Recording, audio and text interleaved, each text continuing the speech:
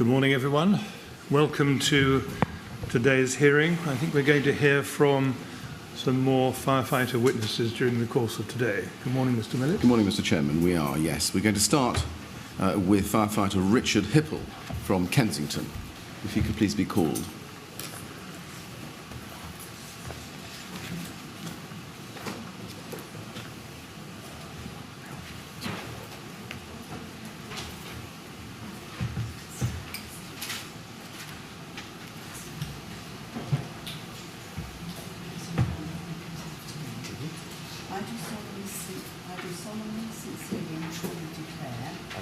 Sincerely and truly declare and affirm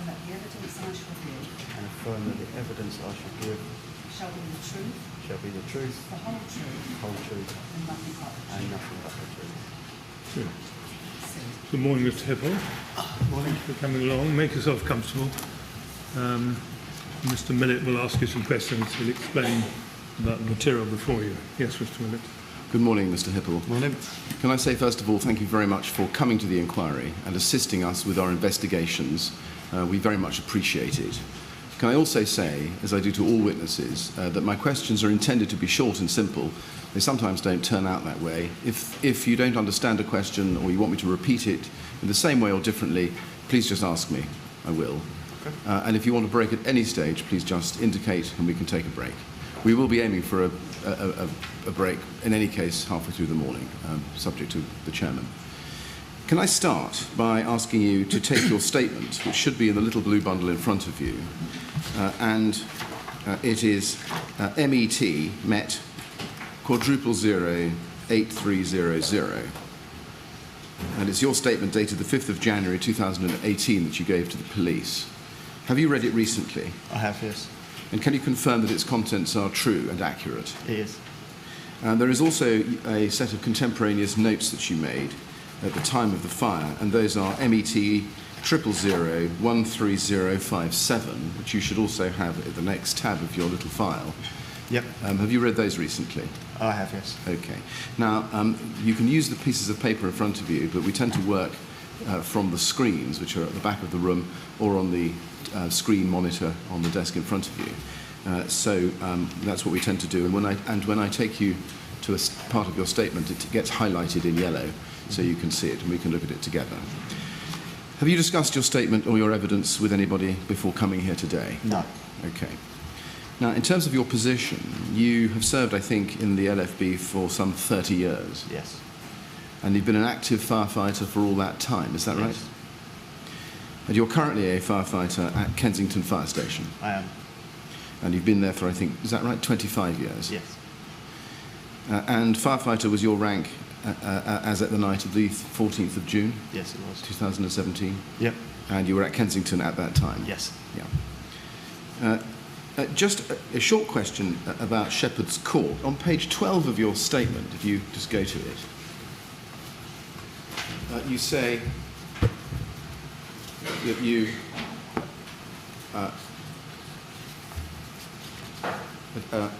worked on a high-rise fire at Shepherd's Court just last year, and you say where similarly the fire breached containment and jumped 2 flats up.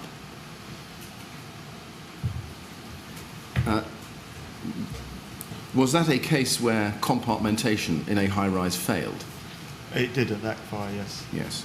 Was in your long experience as a frontline firefighter, was that a common event where the compartmentation failed? It was not uncommon, though. Right. And what was the mechanism for fire spread up the building at Shepherd's Court? Do you remember? At Shepherd's Court, personally, from my own personal opinion, it was quite different from Grenfell. We were faced with a flat that was fully on fire.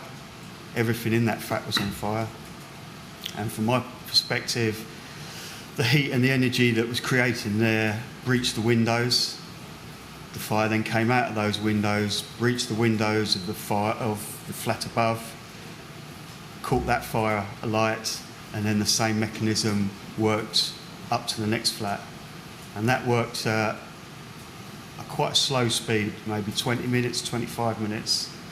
And that allowed us enough time to get ourselves, our equipment up to the floors, get ourselves ready, make entry to the flats, and put the fire out before it spread further. Do you remember whether the fire was spread by means of the exterior itself being alight at Shepherd's Court? Not from what I saw. Just looking at pictures of it since, the makeup is rather different. Underneath each window you had two small panels that were attached to it, whereas Grenfell was completely covered in cladding. Right.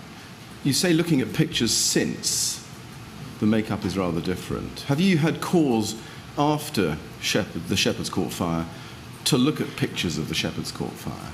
I have looked at pictures of Shepherd's Court fire. In what circumstances did you come to look at pictures of the Shepherd's Court? I looked at the document that was introduced in Mike Dowden's testimony earlier in this inquiry. Okay, but before that? No. I see. You're talking about the facades, but the slideshow produced by the LFB? Yes. Okay.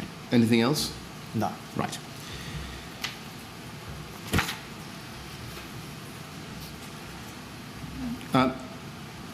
Going straight to your attendance at Grenfell Tower on the night of the fire, were you aware from your prior knowledge of Grenfell Tower, such as you describe, that this was a building with a stay-put policy in place? No, I was not.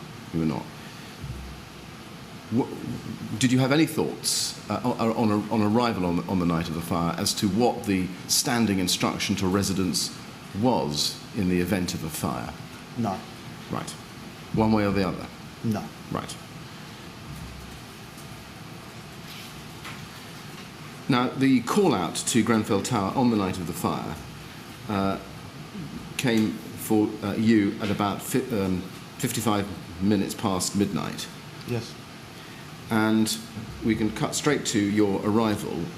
You say in your statement that you arrived at about 01:05. That's page 2, second paragraph, first sentence. You see that? Yep. Now, we've checked the short incident log, and it has you confirming arrival, in other words, status 3, at 01:08:33.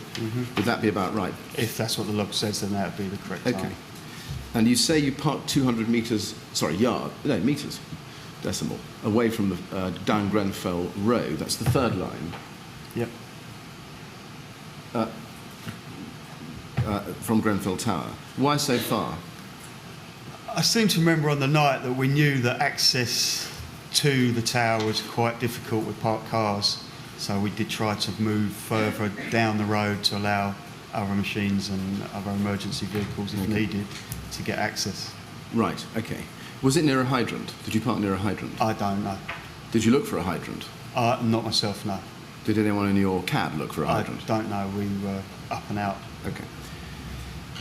Now, you, I think, were only the third fire appliance on the scene after the two initial attendances from North Kensington, G272 and G271. Possibly. Is that right? Possibly, I don't know. Right. Can you recall how easy it was to access the tower in terms of congestion of parked traffic? It was the road was with the parked cars was a fire engine's width, so it's quite tight getting down there. Okay. Did that slow you down, do you think? No, not necessarily. Right. Could you not get any closer to the tower than 200 metres? I think it was a choice of parking further down so that we could leave space then to allow other machines. If we all park behind each other and then we want to get an aerial in or we need to get an ambulance in, we're blocking further machines and people coming down. I see, okay. Now, further down, the second paragraph on page 2 of your statement, you say, I could see the tower as we approached the entrance on the south side, and there I saw no outward indication of fire except for wisps of grey smoke coming out of silver-slatted vents I could see above the main entrance doors. First of all, when you say I could see the tower as we approached the entrance, do you mean on foot or while you were still arriving in your appliance? On foot. On foot. And when you say, as we approach the entrance on the south side, how far from the tower were you at that stage, do you think, when you first saw the wisps of grey smoke? Literally within 10 metres of the building. Right. And did you see any fire at all on the east side? No, I looked up, but I didn't see anything. Okay. Who were you with when you were approaching the tower, as you described in that sentence? Crew manager Stern. Anybody else? Not to my knowledge, no. Right. Where was the rest of your crew? I don't know, they were probably getting themselves ready, helping out outside, I would have thought. Okay. And you were already rigged in your PPE and your BA on arrival at the scene? I was, yes. And what about Jamal Stern, crew manager Stern? He was as well, yes. was he? Right. Now, I just want to ask you some questions about these wisps of grey smoke coming out of silver-slatted vents you said you see above the main entrance door. I wonder if you can help us by looking at a photograph. Yep. Can I ask for BLA *004531 to be shown? Now, this is a photograph of the south side of Grenfell Tower, just above the entrance, which the inquiry's expert, or one of the inquiry's experts, Dr. Barbara Lane, took in her visit to the building in November last year. So this is after the fire, November last year, 2017. And it's a photograph of the south side, as I say. And the green portico is the entrance to the building. And I just wonder, ignoring the scaffolding so far as you can, whether you can identify where on that photograph do you think you saw the smoke coming out? From the vents that you can see just above the windows. Right, those slatted vents. How sure are you about that? Oh, sure, yeah. Right. And then let me just show 2 or 3 more pictures to you just to make sure that you see this at a greater distance. Can I just ask for SEA quintuple 0356, which is tab 74 of the Master Docs bundle. Now that is a photograph taken by Studio E, the architects, during the refurbishment. And this is again the south face over the entrance. And again, you don't have the slats, but you can see just towards the top of the picture, above the windows, a gap with what looks like an extractor vent. Again, is that the same location? That would have been, yeah, pretty much Right. the same location. And just one more picture to make this absolutely sure. I'll look at the last one. It's tab 77 of the Master Documents bundle, SEA quintuple 0363. That is not such a good photograph, but again, does that may not be as effective. Let's try a different photograph. 353.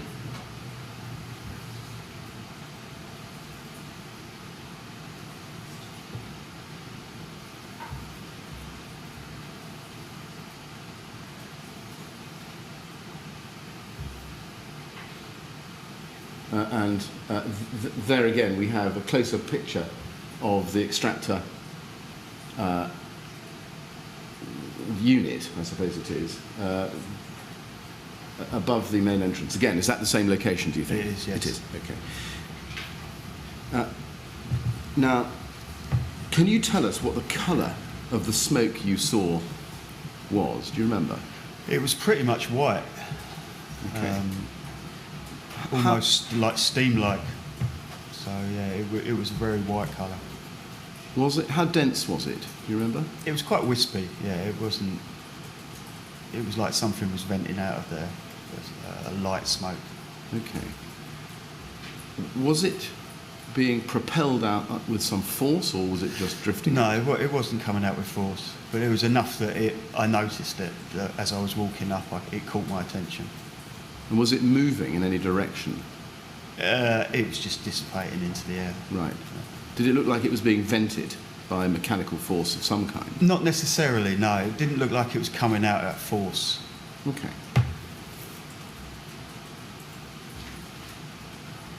Did you hear any sounds of ventilation or fans?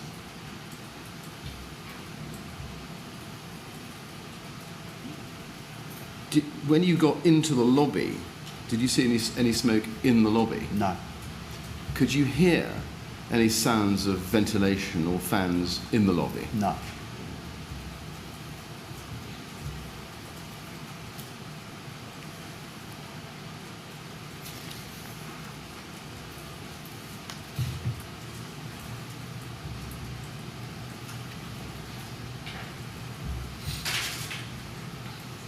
How high up do you think the smoke went after dissipation?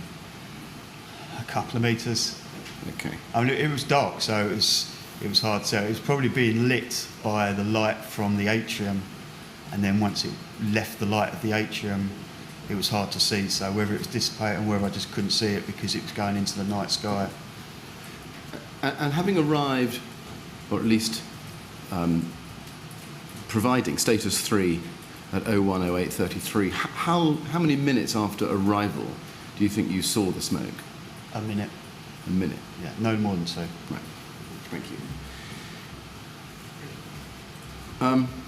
And you then went with crew manager Stern to the entrance of the tower. Yep. Do you know where the rest of your crew went? No. Okay. And in the lobby, you say there was no smoke. What were the other conditions like? Can you tell?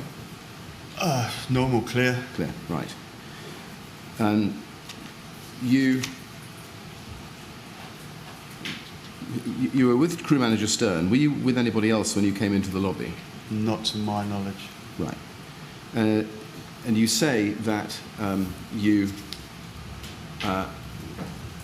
this is the third paragraph on page 2.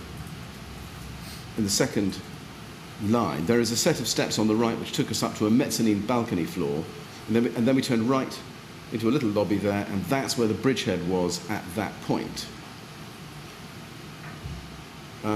Did anybody tell you to go to the bridgehead? Yeah, when we got off the fire engine, we'd been told to report to bridgehead. Who told you that? Watch manager O'Keefe. O'Keefe? Yes. Brian O'Keefe? Yes. Right. Did you know by that stage which floor the fire was on? I don't think I did, no. Right. Did you know, as it were officially, which floor the bridgehead was on or supposed to be on? Actually, I do remember we were told it was fire on the 4th. Right. So I would then assume that the bridgehead would be on the 2nd. Okay. And the bridgehead, when you got to it, you say it was being run by crew manager Secret. This is the top of page 3 of your statement. And firefighter Decent Albin was in charge of the BA board. Was anybody else there at that point? No. Do you remember whether firefighters O'Hanlon and Barton were present when you arrived at the bridgehead? No. When we got to the bridgehead, we were told that the 2 crews had been committed to the flat. They'd been 2 crews had already been committed, yes, and they'd already gone up. Yes. So were you alone? With crew manager Secret and that. Sorry. That's another, Quite yes. So quite there was right. the 4 of us. There were the 4 of you. Yes. Okay. So you, crew manager Secret, crew manager Stern wearing BA, and firefighter Decent Albin. Right. Yeah. Now, crew manager Secret in his witness statement describes you and crew manager Stern as looking spooked and concerned. Can you help us with that? Is that your recollection? No. How were you feeling? I was okay at that point. Right. I've been told since I've permanently looked spooked. But Okay. I don't know. Now, the telemetry data we have show Barton and O'Hanlon tallying out at 1:11 and 1:12. So would it follow from the fact that you didn't see them, but just getting a time slot on this, you had arrived at the bridgehead a little bit after they tallied out? Yeah, they'd Okay. definitely been committed before we arrived at the bridgehead. Okay. You then say on the third page of your witness statement at the top in the third line, I asked crew manager Secret to commit us to back up those crews, and he replied he wanted to keep us in reserve at that time. Why did he say why he wanted to keep you in reserve? He wanted to keep us as an emergency team, which is normal practice, if that's Right. what I felt. Normal practice, you say if that's what he felt. What is normal practice in your experience at a high-rise fire? Well, in any fire, if you've got the resources, you keep a emergency crew Right. at BA control if they're needed. Right. Why did you think it was necessary to be committed to back up those crews? Why did I think Yes. that? Purely because I wanted to get involved. I see. Okay. Now, you then say that in the second paragraph on page 3, I then heard a message over the handheld radio from firefighters outside the building stating that they had a covering jet and were asking for permission to aim the jet into the window of the fire flat. And you then go on to say, Secret attempted to contact the BA crews, ask them whether they'd made entry to the fire flat and whether they were already inside or not. He was unable to contact either crew to verify the location, so denied permission. Did you see him trying to contact the crews to verify the locations? I didn't see him contact. I heard him get the message from outside. How did you hear that? It would have been on someone else's radio, a handheld radio. I didn't have mine switched on, so it's probably from here. He was standing next to me. Okay. Then I remember him trying to contact the crews and couldn't get hold of them. I don't know how he contacted, whether it was through his own radio, more likely through Alex Decent Albany. What radio comms equipment did you have on you? I had a handheld radio on me, but it was switched off It was switched off. Why was it switched off? because they're not intrinsically safe, and we were thinking about going into a fire. Not intrinsically safe. Why is So that? they can create sparks in an explosive atmosphere Right. and create explosions, so you turn them off. Is that practice? That a firefighter going up to commit For their handhelds, for handhelds? yes. Did you have a Barry radio with you? Crew manager Stern was wearing a Barry radio. Right. But would that mean then, ordinarily, if you were being committed to a fire as part of a BA pair, one of you would have a Barry radio and one of you would have no comms at all? It can be. Can be that way. You say it can be that way. Is that normal? It's not. It's as it's written down in the rule books. Some people will put their radios on. I put my radio on later on in the job, but at that point, everyone around you's got radios on. You can hear what's going on most of the times. Yes, I'm just trying to get a feel for what normal practice is.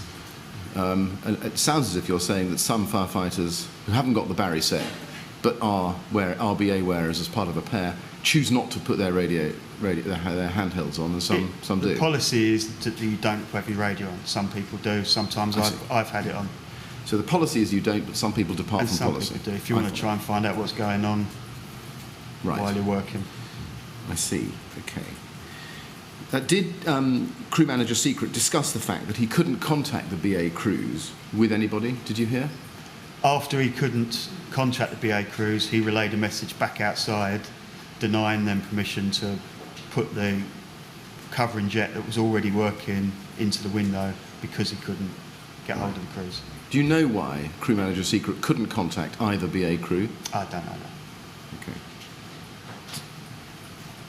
You say he then denied the message. Could he make radio contact to you? Did you see him make radio contact with the outside of the tower? I heard him make contact, yes. You heard him? Yes. Did you hear him get any confirmation back? I can't remember, but I would assume he would have done, yes. Did it surprise you that he couldn't make contact with the BA wearers who had been committed? No, not at all. Right.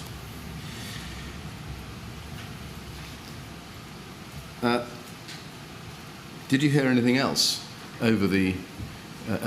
sorry, I should ask you, whose radio was it that you heard the confirmation come back over?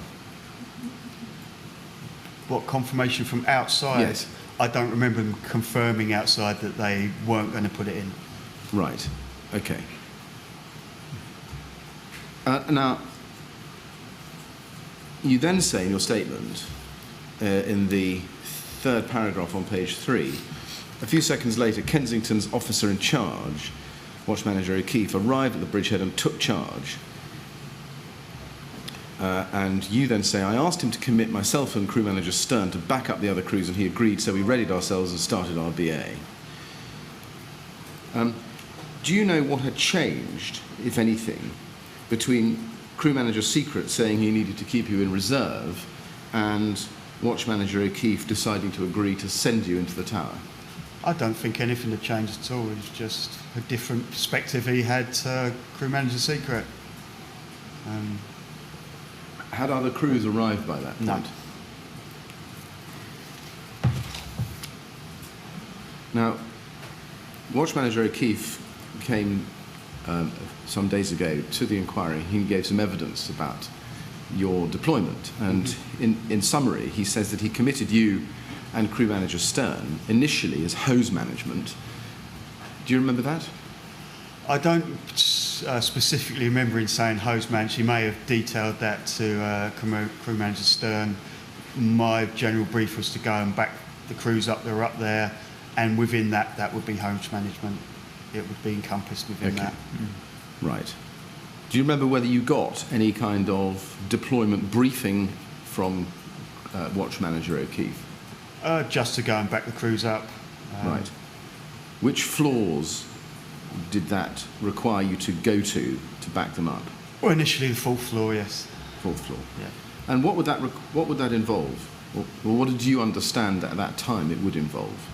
For me personally, just to go up there and see whether they needed helping out. I managing the hose, because it's hard to work hose through flats, any building.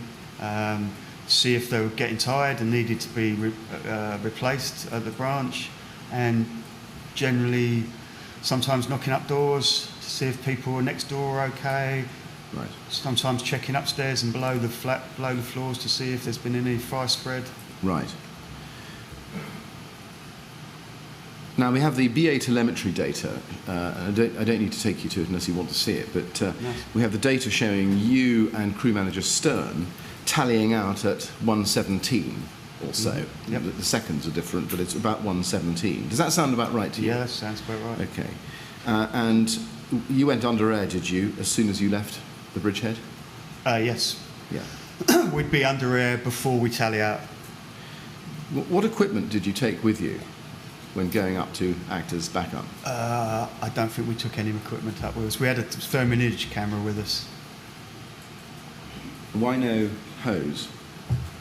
I don't remember. I can't remember there actually being any hose at the bridgehead at that point. Right. What about a branch? Did you- No branch. You No. didn't take a branch. Same thing. Would that be normal to go up as a backup crew to two sets of 2 BA wearers without a hose or a branch? Yeah, well, I mean, you'd assume if there's 2 crews up there, they'd be running 2 lengths of hose out by then. So at that point, we would be purely to back them up, I say, with the handling of the hose behind them. Right.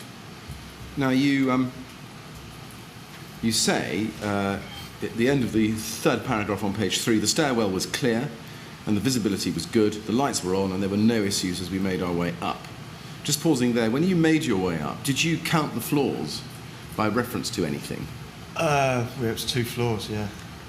Yes. Did you notice whether the floors were numbered? I didn't notice because it was just 2 floors, so it was in case of going up 2 flights of stairs. Right. Now, you then say in the last paragraph on page 3,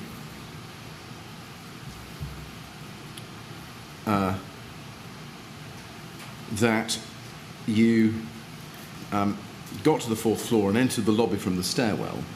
There was some smoke in the lobby and the crews had made entry to the fire flat. Do you know where the smoke in the lobby had come from, do you think? I'm assuming from the fire flat, yes. Did you notice any smoke coming from anywhere else? No. Did you notice whether there were smoke vents in the lobby on the 4th floor? I didn't see any, no. You didn't? Okay. Did you know that there was an AOV system in place at Grenfell Tower? I didn't know. Okay. And you go on to say that you saw firefighters Badillo and O'Byrne in the lobby, but not wearing BA.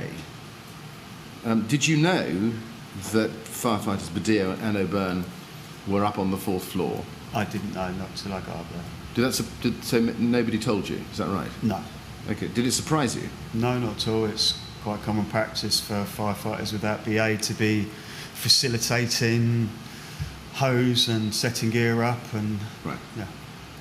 Now, you say that... well, let me ask you, rather than putting words in your mouth. Where were firefighters Batterby and Brown at this stage, the first BA crew? Do you remember? They would have been in the fire flat. In the flat. And what about firefighters O'Hanlon and Barton? Where were they? In the flat as well. Oh, so all 4 of them were in the flat? Yes. Okay. So we can put all 4 of them in the flat at some point after 0117? Yeah. Right. You, I think, recall some smoke coming from the door to flat 16 into the lobby. Can you describe the smoke for us? It wasn't a lot, just a bit of black smoke. Nothing to concern us to be in the lobby.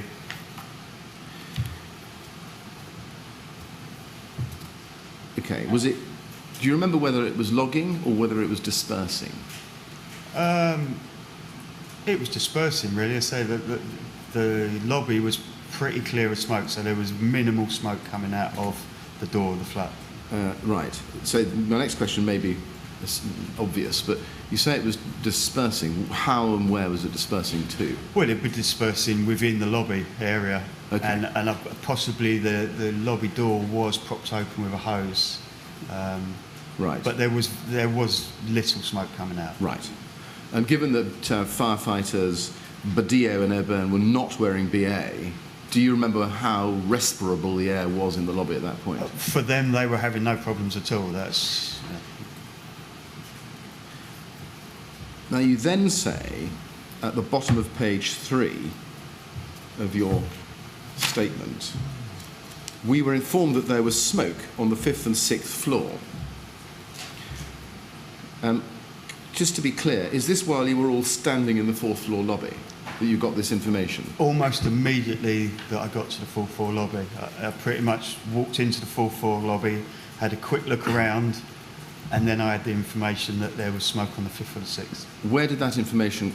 Sorry. Who told you that information? I'm not 100% sure. Do you know where that information came from? It would have been from a firefighter. A firefighter who was with you at the time? Again, when you're in a BA set, you become very insular. You lose your peripheral vision, you lose a lot of your hearing, so you get information when you're looking at something, and it's sometimes hard to tell who's giving you that information. Yes, it could have been shouted down the stairs, so it's hard to tell. I just remember having that information. Right, and given that you had no operating handheld radio, no Barry set, would it be right that you must have heard it? It would have from been a voice? Yes, it would have been someone shouting, and it would have been a firefighter. Okay, right. You say it would have been a firefighter. What about the possibility of it being an occupant of the building? I wouldn't have thought so, no. At that point, I hadn't seen any occupants. Okay. Now, you then say, at the top of page 4, well, that crew manager Stern and I decided to go up and have a look. At that stage, do you know whether any of the other firefighters had actually been further up in the tower to see what was going on? I didn't know. And just to be clear, you say in your statement that you were told that there was smoke on the 5th and 6th floor.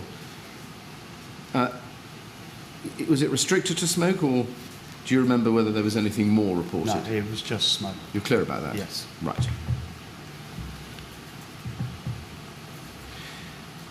And then you then say, crew manager Stern and I decided to go up and have a look. Was there a discussion between you and crew manager Stern?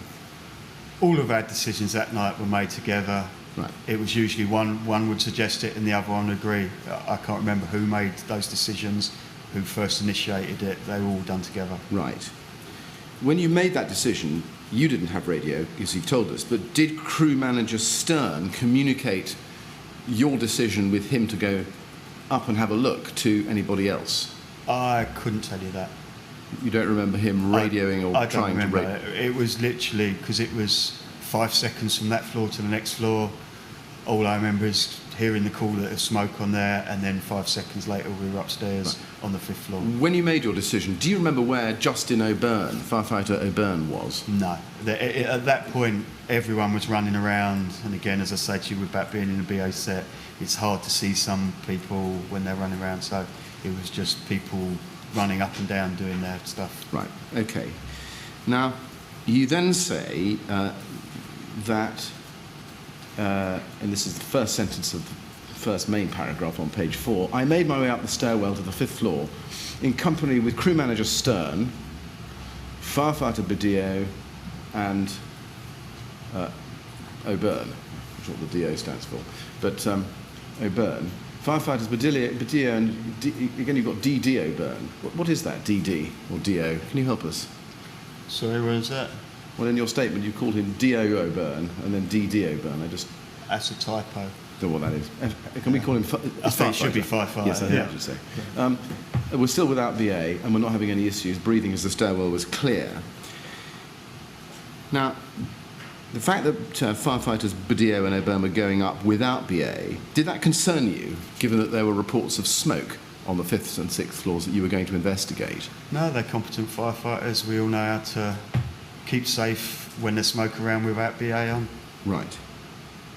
Now, when Watch Manager O'Keefe came to the inquiry to give evidence, he said, and I'm summarising the gist of what he said, is that after he had committed you and crew manager Stern for hose management, you came down to the bridgehead to tell him about reports of fire on the 5th floor, and he then asked you to go up and tell him more about what was going on. I don't remember coming down to the You don't remember bridgehead. coming down? No. I'm sure we didn't. You're sure we didn't? Yeah. Okay. Can I just mention for the record the transcript reference, which is 6th of July, at pages 35 to 37. Sorry, I do that so we can find it later. But you don't remember. Are you sure we didn't? Okay. Do you remember having a discussion at all, or whether crew manager Stern had a discussion at all with Watch Manager O'Keefe about your decision to go up to the 5th and 6th floors to look? As I said, I didn't. It's possible that crew manager Stern spoke to him on the radio. Right. You then say in the third line of your first paragraph on page 4, when I got to the 5th floor, I could see that there was some smoke coming from the flat directly above where the fire flat had been on the 4th floor. Did that alarm you? Not overly. Right. What did you think was happening? Either we've got smoke travel up from the floor below, or we've got fire spread up from the door below, from the floor below, rather. Would fire spread up from the floor below not alarm you? No, Why not? because I've been doing this for 30 years and this is what I'm used to. Right. Okay. When you get to the 5th floor, you say there was some smoke. Could you describe that smoke for us? At the 5th, it was quite white and it was coming out from around, the door was shut and it was coming out from around the door frames. There wasn't a lot of smoke. It was, quite grey. Okay. But you could see it seeping out. Right. And you say it was coming out from the bottom of the closed door. And from all around and from the sides and the top. It was seeping out. It didn't look like it was coming out under pressure. Right. Did you have a thought at the time about whether that door was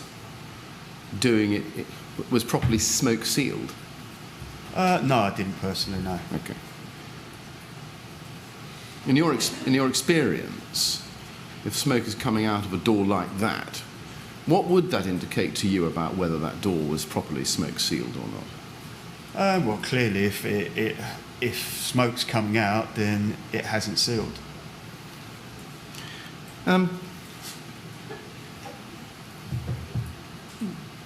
Did you notice when you arrived at the 5th floor any particular change in temperature? None. What about visibility in the 5th floor lobby? Visibility was fine. Right. And do you know what? You said the smoke was quite grey. Was it towards the black end of the spectrum or the No, white end? towards the white end, yeah. Right, okay. Oh, and what would that have indicated to you in terms of what was combusting? That there wasn't, well, it's hard to tell till you get into the flat because the fire could be a distance away from the front door, so it's speculation and... Right. Now, when you go into the 5th floor lobby, who comes with you? Again, I can't be certain for sure. I know Crew Manager Stern was there. It's possible Dave Badillo and Justin O'Byrne and possibly Chris Dorger as well, but I can't tell because it was such a short period and everyone was running in and out and up and down. Okay. Now you say that you decided, and this is the next sentence in virtually the middle of page 4, we decided we would set up another firefighting jet from the dry riser on the outlet of the 5th floor and make entry to the flat. That decision, was that part of your role as a backup crew that you've been tasked with? Not necessarily. You tend to do things as and when you're able to do them. So at the moment we weren't necessarily needed down on the 4th floor, so you make yourself useful when something more important comes available. Right. Okay. If it was part of your role to do that and to fight a fire, why did you not come up with a branch ready to do that if that was part of your exercise? Because we were initially sent to back the crew up. Right. Yeah. So your role as backup crew changed? It did, yes. Our role throughout the night changed, Right. And that's the flexibility that you need to change at Right. times. So is this right? Just to summarise, tell me if this is wrong. When you get to the 5th floor, you see the smoke coming out of flat 26, the flat immediately above the fire flat you were originally tasked to back up, and your role changes from being backup to active firefighting. Yes. So you then look around for firefighting equipment. Yes. Right. And that decision to change that role was yours. It didn't come from anyone who'd instructed you. It was the decision that we all made that we were on the 5th floor. Okay. We, between us, decided we were going to set a jet up and that we were going to get ourselves into that Okay. 5th floor flat. Was that decision communicated in any way, to your knowledge, either to Brian O'Keefe at the bridgehead or Mike Dowden on the incident ground outside? Not to my knowledge, but I expect it would have been. You expect it would have been? Yes. Why would you expect it would have been? Because it was information that they need to know that we've got a suspected fire up on the 5th floor now. Right. And you did, to your recollection, did you see or hear anybody communicating that decision to the bridgehead or to the fire ground? I didn't know. It was literally 20 to 30 seconds that all of this was happening. Right. So is the answer No. to my question no? Yes. No, fine. What you then say that in the next sentence you had 2 lengths of 45mm hose but no branch, so someone called up on the radio for one to be brought up to us. Following on from my last set of questions, do you remember who it was who called on the radio? No, and it might have been that they actually went down the stairs to get one. I don't remember. I just remember that we didn't have a branch. So one of the firefighters without BA sorted out. They either radioed down or they went down themselves to get her.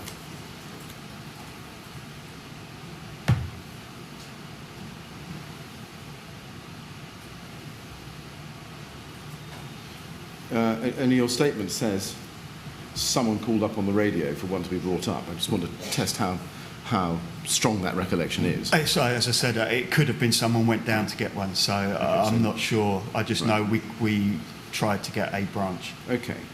You then say, while we were waiting, Crew Manager Stern and I decided we should go and have a look at the 6th floor to see what was happening there, as smoke had been reported there as well. what reports are you talking about here? From the initial, when we were on the 4th floor, to say that there was fire on, there was smoke reported on the 5th and the 6th. Right. And to be fair to you, can I just capture this in terms of your contemporaneous recollection? Could you just look at your contemporaneous notes, please? Which is Met 000-13057. Got it. Halfway down that page, you say. No,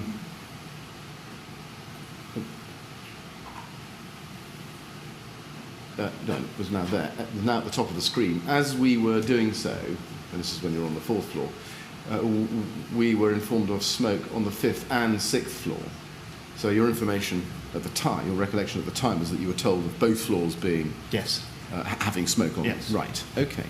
So it's the same source of information. Yeah, the original one when we were on the 4th. Now, what? Just to go back a minute to the sentence in your statement in the first paragraph, page 4, you say, while we were waiting for the hose, Crew Manager Stern and I decided we should go and have a look at the 6th floor. While you were waiting, did you knock on the door of the flat where smoke was coming out? No, literally, this happened within 15 seconds, 20 seconds. Okay. So we realised we didn't have a branch, and then we decided to go upstairs to have a quick look upstairs. Did anybody communicate either to the bridgehead or to Mike Dowden outside, there's a fire in flat 26? Again, as I said earlier, I didn't hear that or see anyone do that, but I assumed they would. You assumed they would? Because we were going to set a jet up on that floor. Right. That information would be relayed to someone, because that would have been the first point that there was suspicion that the fire had spread outside the original flat. Yes. So you assumed that someone would have had that information, but you can't recall I it can't being recall passed it, on. and I didn't have comms on, so Okay. yeah, I was busy doing my own thing. Did you look through the letterbox, or try to look through the letterbox, at the state of the smoke, logging or fire or anything like that inside flat 26? I didn't know. Okay. Did you seek to knock on any of the other doors on floor 5? No, not at that point. Again, why is that? Because at that point, again, the same as on the 4th floor, I'd literally got to the 5th floor, 2 lengths of hose had been bowled out, and they said, we've got no branch. So Right. then me and Jamal Stern went up to the 6th floor. Right. Only when you look at your statement, it says while we were waiting. The impression given there is that you were hanging about a bit. No, when I mean waiting, the decision, we knew that it would be a minute or so before we got a branch up. Right. So we decided in that minute we would pop out upstairs to the 6th and see what was going on up there. Oh, I see. Oh, I see.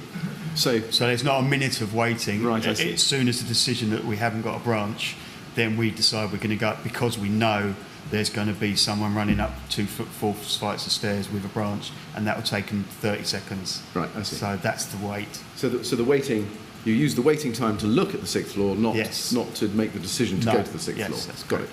it. Now then,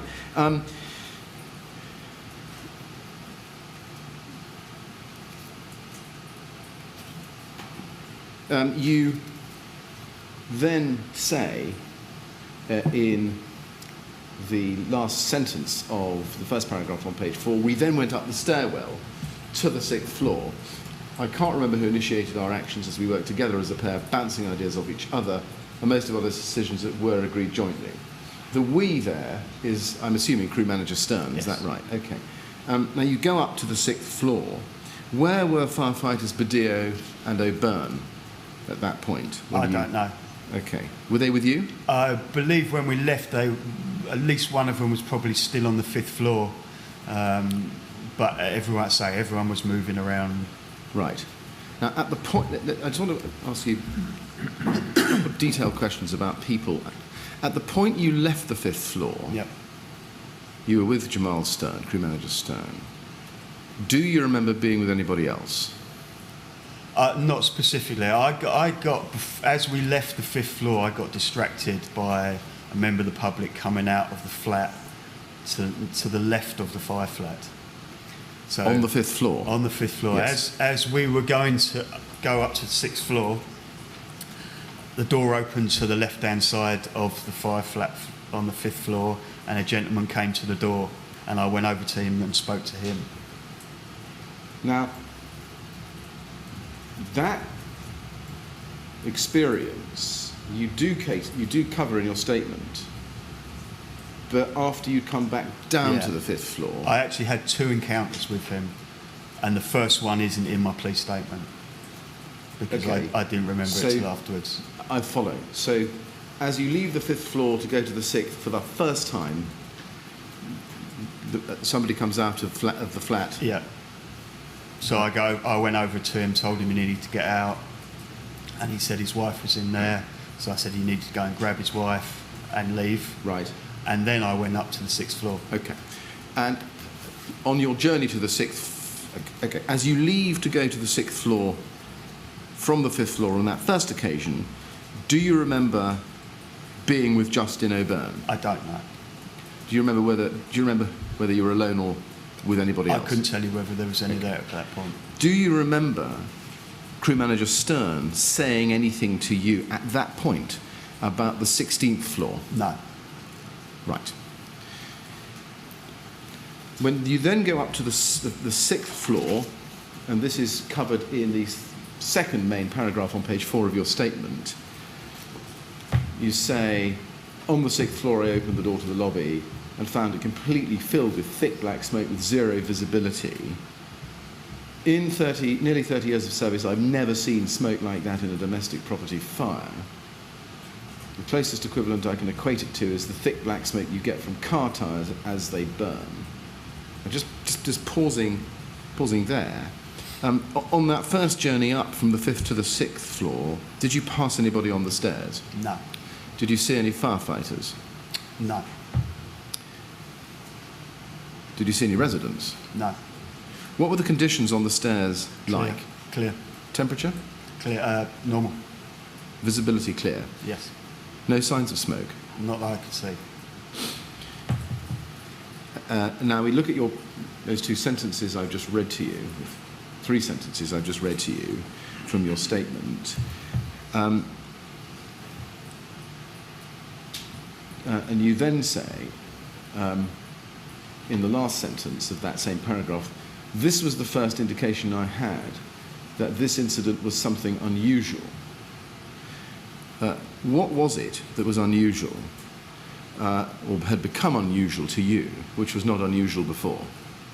Purely at that point, the colour and the density of the smoke on the 6th floor. Right. When you opened the door from the stairwell into the 6th floor lobby, did smoke come out? It would have done, yes. Do you remember it? I don't remember it actually coming out. I just remember seeing a wall of smoke in front of me. Right. You don't... you say in your statement you briefly looked into the lobby before closing the door between the lobby and the stairwell again to contain the smoke. And that's 2 lines up from...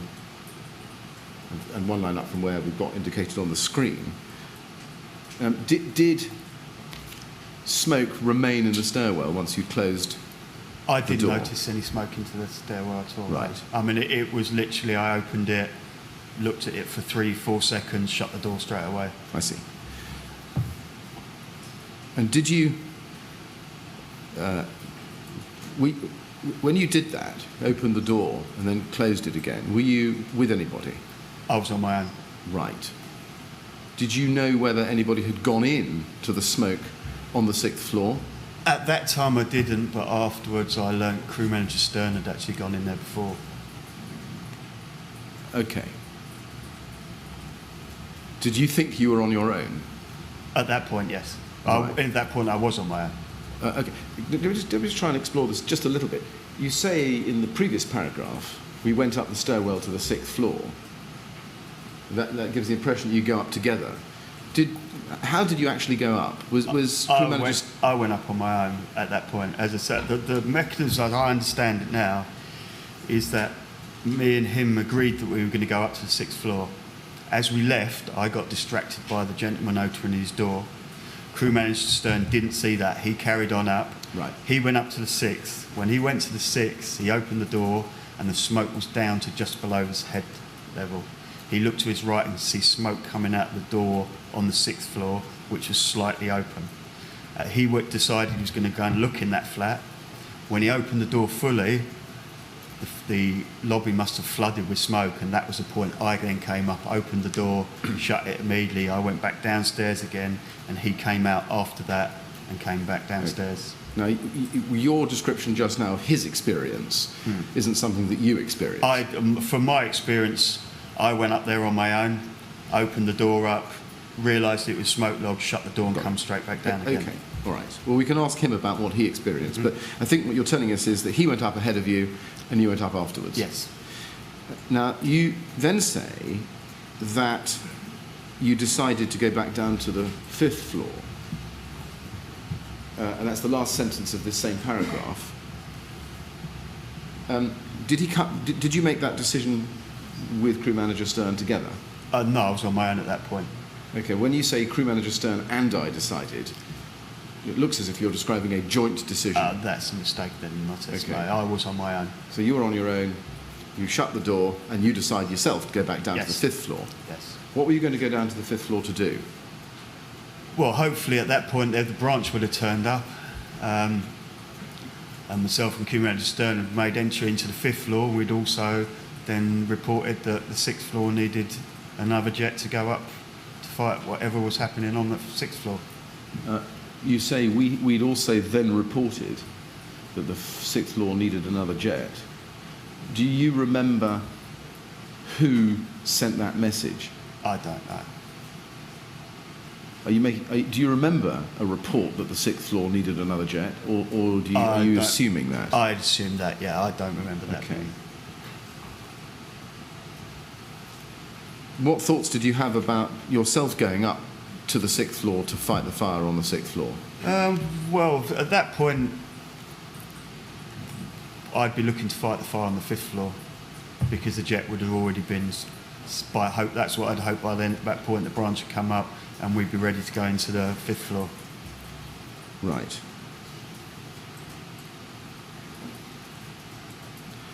Now, in terms of sending a message down, I was going to put to you something that Watch Manager O'Keefe recalls. He recalls receiving a message from Crew Manager Stern saying, "It's fucked, it's going, it's completely smoked out on this floor." Does that trigger a recollection in your mind about a message being sent by Crew Manager Stern to Watch Manager O'Keefe? I believe that message was actually later on in the evening, and it was a message that I gave to him face to face. A message that you gave to who face to face? Brian O'Keefe. At what point? At when I debriefed him after coming down the 16th floor. Ah, okay. So I remember distinctly saying that. You remember saying distinctly, "It's completely smoked out on this floor," do you? I remember distinctly saying, "Brian, it's fucked. The floor's fucked." Which floor were you referring to? I was talking about the 16th floor at that point. I see, okay. Right. So O'Keefe remembers getting a message from Stern saying, "It's fucked," reference to 6th floor. You remember it being part of a face-to-face debrief about the 16th floor. Yeah. Crew Manager Stern doesn't talk like that, unfortunately. I do. Right. It's the sort of evidence we like to have.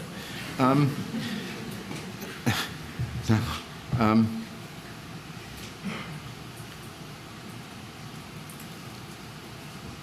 don't know where to go from there. Right, so you get back to this 5th floor with Stern, and you say you found a branch had arrived, and that's the last paragraph on page 4.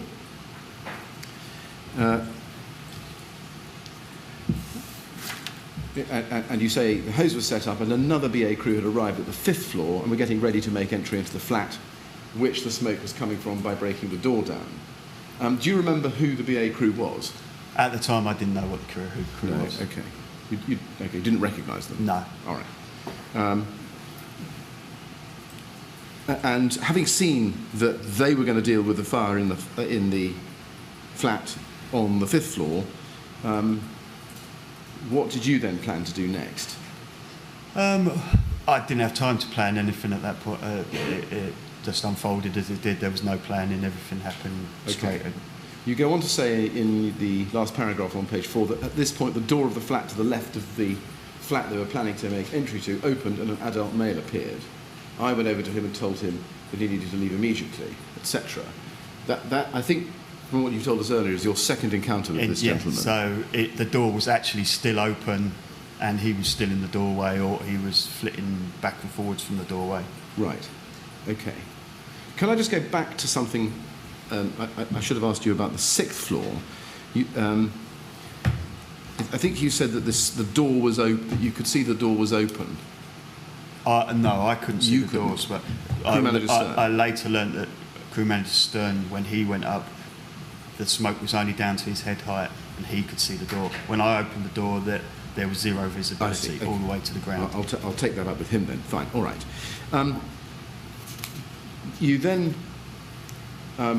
say, and the line before the very end of page 4, I was then told by firefighter O'Byrne that there was someone on the 16th floor who was trapped and needed help. Now, just pausing there, do you remember going to the 7th floor at all? I don't think I went to the 7th floor. Right.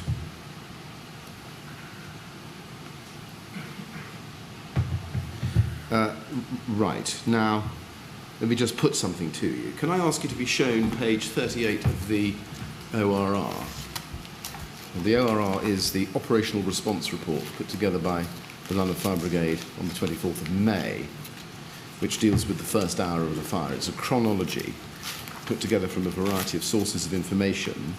I just want to show you page 38, if I can.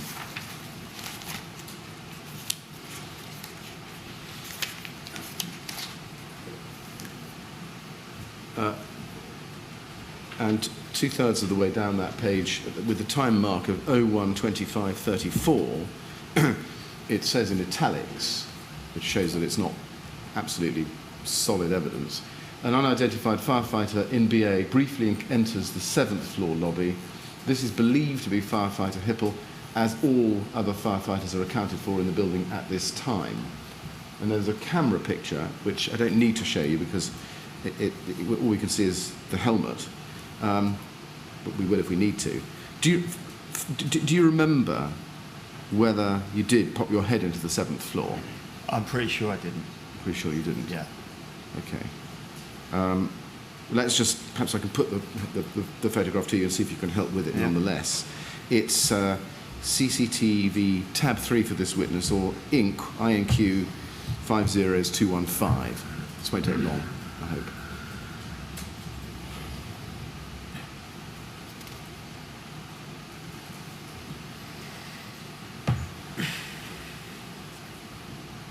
Now, there it is. I don't know whether you can assist with any distinguishing marks that might be able to identify that firefighter. It's hard to say. I mean, to me, it looks like that person's not wearing breathing apparatus. Why do you say that? Because you can clearly see his radio, like the little green spot just below the visor. That would be his radio. And behind, to the bottom left of the corner, you'd probably see the cylinder right in the bottom left-hand corner. So to me, that looks like someone that isn't wearing breathing apparatus. Right. I've also read the Fire Brigade's chronology document, and some of their chronology and timings are out of what I experienced. So I'm pretty sure, I'm 99% sure I never went up to the 7th floor. All right. Okay. Thank you.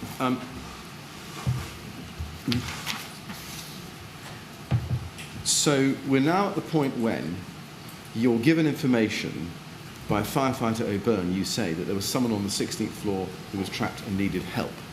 Mm-hmm. And okay. Do you remember where you were when you got that information?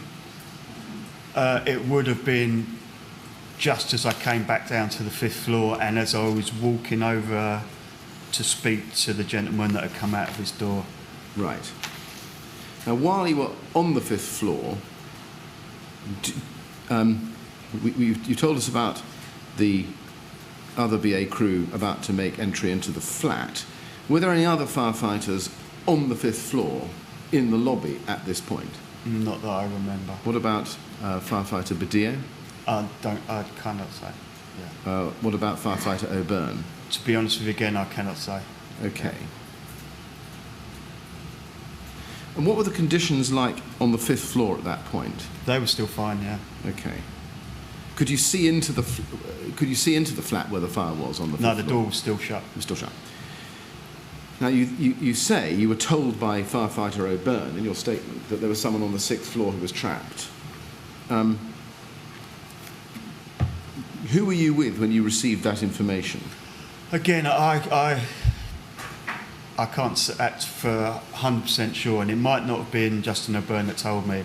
It might have been the knowledge that I had was that someone else said, Justin O'Byrne says that. So it might have been Jamal Stern that told me. It might have been another firefighter. Right. I don't remember seeing anyone, because at that point I was focused on the gentleman that had just come out, and I was walking towards him, and I just remember having that information. Now, Justin O'Byrne has given evidence about where he was when he learnt about somebody trapped on the 16th floor, and he says he was around about the 9th floor. And just for our own purposes, that's day 15 at page 19 in the transcript. That's his recollection. What would you say about that? That's more than possible. It may have been that he'd radioed down and someone else has intercepted that message, and maybe Jamal Stern intercepted it, and then that's been relayed to me. So that is more than possible, yes. So you don't remember who told you? You don't actually remember who told you? No, I don't. I put in a statement that I thought it was Justin O'Byrne, because later on as we were going up to 16th, I remember him being with us at a certain point, so maybe I just extrapolated from that it was him that had told us, but I don't definitely know who told us that information. Right. Now, you use the words in your statement that someone on the 16th floor was trapped and needed help. Do you remember the words used to communicate to you the condition, how someone was trapped on the 16th floor? My recollection is that I was told there's someone on the 16th floor that can't get out. Right. Any more than that? That was it. Do you remember being told anything about the trapped person being bedridden or bedbound? No, we weren't. Right.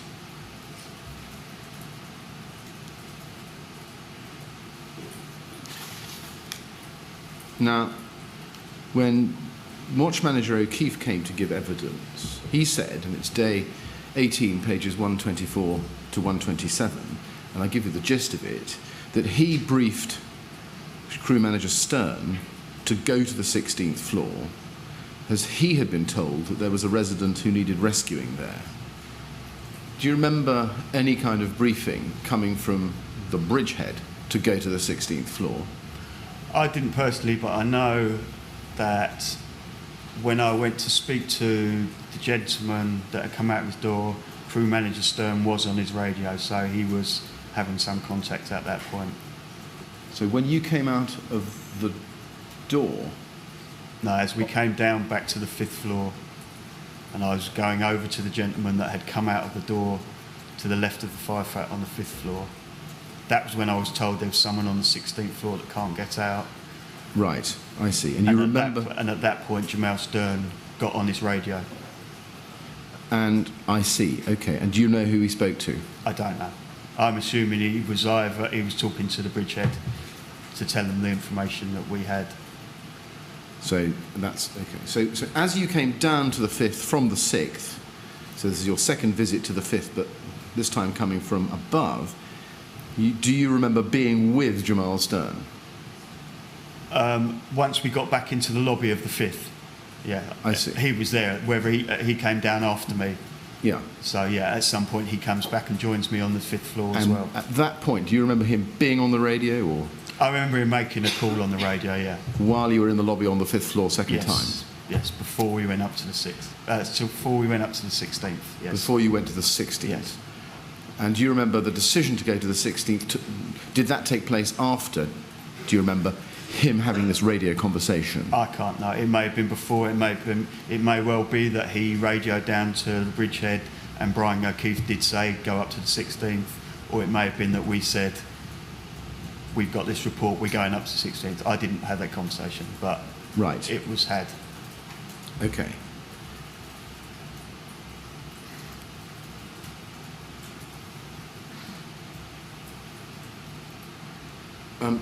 Do you remember being told at that point which flat to go to?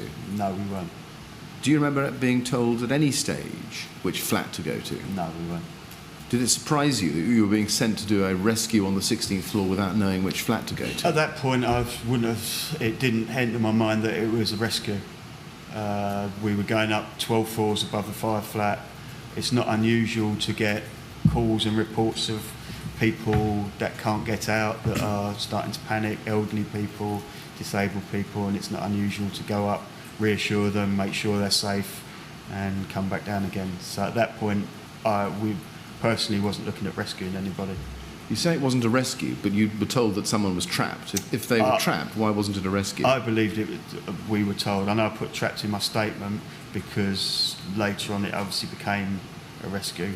But at that point, I believe we were told there's somebody that can't get out. And that's not an unusual occurrence in a large building. But still, if they can't, leaving aside the word trapped, if they can't get out, why wouldn't they be in need of rescue?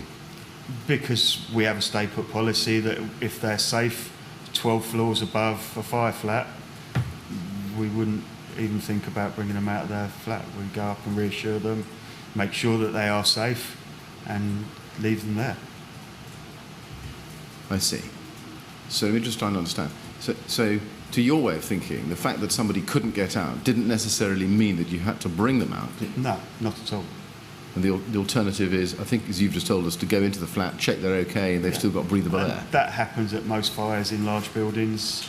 Right. People will be concerned, smell smoke, hear the sirens, see the blue lights, and now get concerned, and they need reassuring and to check that they are okay.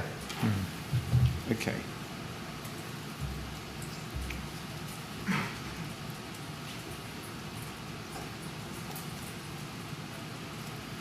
Yeah, and again, just to pin this to your contemporaneous note, if I could just ask you to be shown your contemporaneous notes on the first page.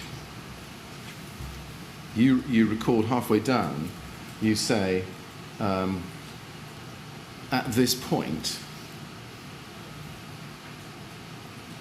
we were informed that someone was on the 16th floor, unable to leave. So that's how you remember it, is it? Yeah. Okay. Now, Crew Manager Stern is going to come later today to give some evidence, but his recollection it appears to be different, and we'll explore this with him. But can I just put his recollection to you? He says that he and Justin O'Byrne met a gentleman called Sam on the stairs when leaving the 5th floor, and being told, I think he says the 6th floor, and is told that Sam's father was bedridden and trapped on the 16th floor and needed help to get him out. That's his recollection, as per his statement. Can you comment on that? I didn't get that information. No. Right. You didn't get that information. No. Do you have a recollection about whether, from what you saw and heard, Jamal Stern got that information? Sorry, say that again? Do you have a recollection from what you observed about whether Jamal Stern got that information? I don't know. You'd have to ask him that. his recollection is that you, he, Justin O'Byrne and Sam all went up from the 5th or 6th, I think as he's got it, floor to the 16th. Is that how you remember it? I remember vaguely seeing Justin as we were going up the stairs, but that was about it. Right. And as you said earlier, you might have it's possible that you might have met him on the way up. I vaguely remember seeing him as we were going up, yes. Do you remember seeing him in company with anybody else No. when you did meet him on the way up? No. Right. And you say, no, I don't remember. Do you remember not meeting him? Sorry, let me put it a different way. Do you remember when you met him, he was alone, or was he with somebody? I didn't actually meet him. He was going up in the same direction as us, and I caught a couple of glimpses of him going up in the same direction as us. I didn't see anyone going up. I didn't see any members of the public going up at all that night. Right.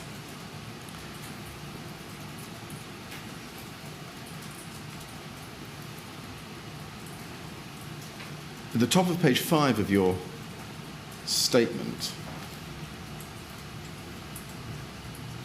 at the end of the first paragraph, there you say, I believe Crew Manager Stern then informed BA Control that we were going up to the 16th floor. Is that the same radio conversation between Crew Manager Stern and the bridgehead that you described earlier? Yes. Okay. You say informed BA Control. It looks like when you did your statement that you were pretty clear that whoever it was Crew Manager Stern was speaking to, it was the bridgehead. That would be my assumption, yes. Right. Is that assumption because that would be the channel to which his radio... Yeah, because at that time he'd be on Channel 6, and the only other people that would be on Channel 6 would be the bridgehead and the 2 BA crews that were into the fire. Right. Would it be possible or customary... Sorry, put that the other way around. Would it be customary or possible for Crew Manager Stern, wearing BA, to be able to communicate direct with Mike Dowden? No. Okay. Now, you then say, in the second paragraph on page 5, I started to make my way up to the 16th floor together with Crew Manager Stern and Firefighter O'Byrne. Now, on the basis of what we've been discussing earlier this morning, how confident are you that you actually made that journey with Firefighter O'Byrne? Well, so whether or not it was the whole journey or whether I'd seen him as we were going up, and from that, that's what I've put in my statement. I've extrapolated that he was there all the time with us. I remember him being there, part of us, part of that journey. Right. Whether he was there at the start, and I'm pretty sure he wasn't there at the end. I don't know whether he was there at the start. We may have gone past him on a higher floor, and then I've extrapolated that he was there all along. I can't honestly remember that. Did you have any firefighting equipment with you to go to the 16th floor? No. Given what you'd seen yourself on the 5th and 6th floors particularly, and given the reports about smoke on the 16th floor, why did you go up to the 16th floor without any firefighting equipment? Firstly, at that point, we didn't have any that was there. And secondly, my anticipation of that we weren't going up to do rescues or to break any doors down. We were going up 12 flights above the fire to assist and keep someone calm and reassure them. Did you have any thoughts at that time, having left the 5th floor to go to the 16th and having seen conditions on the 6th floor, as you described them, did you have any thoughts about why the conditions were so bad on the 16th floor, a full 10 floors up? I didn't know at that point the conditions were. I only knew that my anticipation that there would be no smoke above the 6th floor. Right. So when you had the information about the 16th floor, am I right in thinking that all you had was that somebody needed assistance because they couldn't get out, as opposed to being told about the conditions there? The only thing I was told was there's someone on the 16th floor that cannot leave. That was it. No more information than that. Right. And why would they need assistance? Well, did you have any thoughts about why they needed assistance? 10 floors above the fire you'd seen, in circumstances where there was a stay-put policy in place for the building?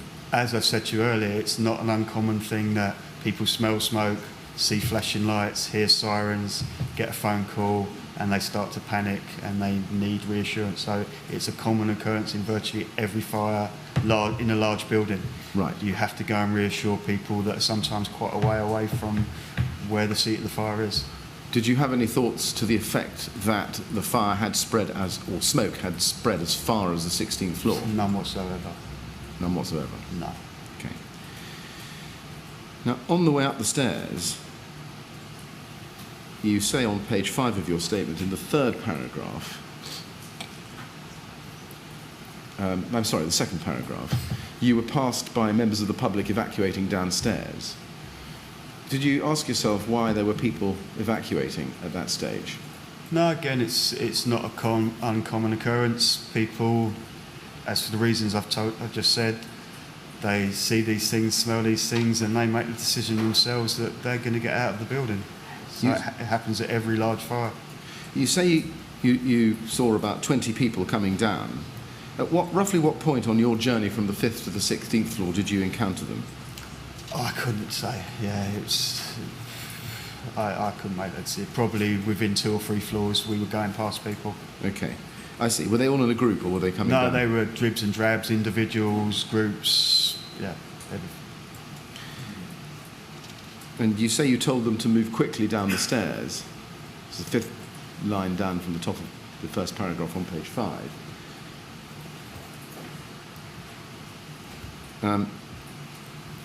Were you encouraging them to evacuate? No, it's just people in those situations are very panicky, so I tend to try and talk to the people that look like they're distressed, older people that are more likely to trip over if they're rushing. It's just a matter of trying to calm them down, and they've already made a decision they're going to go. I'm not going to tell them otherwise, just to try and calm them down, but to keep them moving. Did you ask any of them where they'd come from? No. Which floors or flats they'd come from? No. Did any of them show any signs of smoke inhalation? None that I saw. Were none of them spluttering or coughing? No, not at all.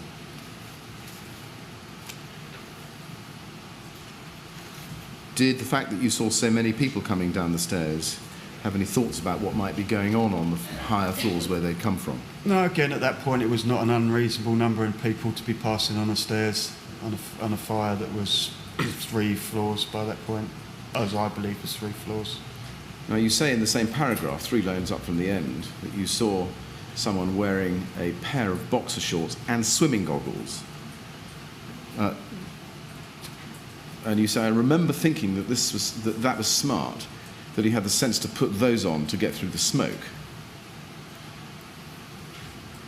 Did the fact that one of the residents had chosen to put swimming goggles on to get through the smoke prompt any thoughts in your mind about how far the smoke had spread to? I think, as I say in my statement after that, that incident might have been later in the evening.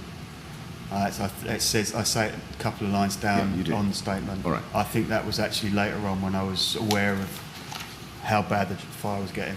Right. Now, in the third paragraph on page 5, which starts, we carried on up the stairwell. I remember seeing crew manager Stern, but I think firefighter O'Byrne was ahead, etc. You then say the visibility was good all the way up and the lights were on, but we did have issues with knowing which floor we were on because the labelling in the stairwell was awful. Sometimes the floor number was just written on the wall in biro, other times it was a tiny little sign you had to look for. I was counting as we went, but it would often go 3 or 4 floors with no indication of which floor you were on. We tried to count the floors until we got up to the 16th. I don't remember if there was a sign for the 16th or not. And I've read all that to you because I want to ask you, was that numbering system that you have just described usual in your experience? It's not unusual to be in a block of flats where you struggle to find what floor you're on. Right. And did the form of numbering, biro or a tiny little sign, did that hold you up at all? We did stop a couple of times, or I stopped a couple of times, poked my heads into lobbies to see if there was numbers within the lobbies. So yeah, but not a lot. Do you think, or do you remember, affect operations generally? Not for me personally, no. Okay, what about... Okay. Did you look into any of the floors on your way up? I don't remember, but it's possible I might have poked my head in, as I say, to see if there was a number in the lift lobby. Right. So you're going up.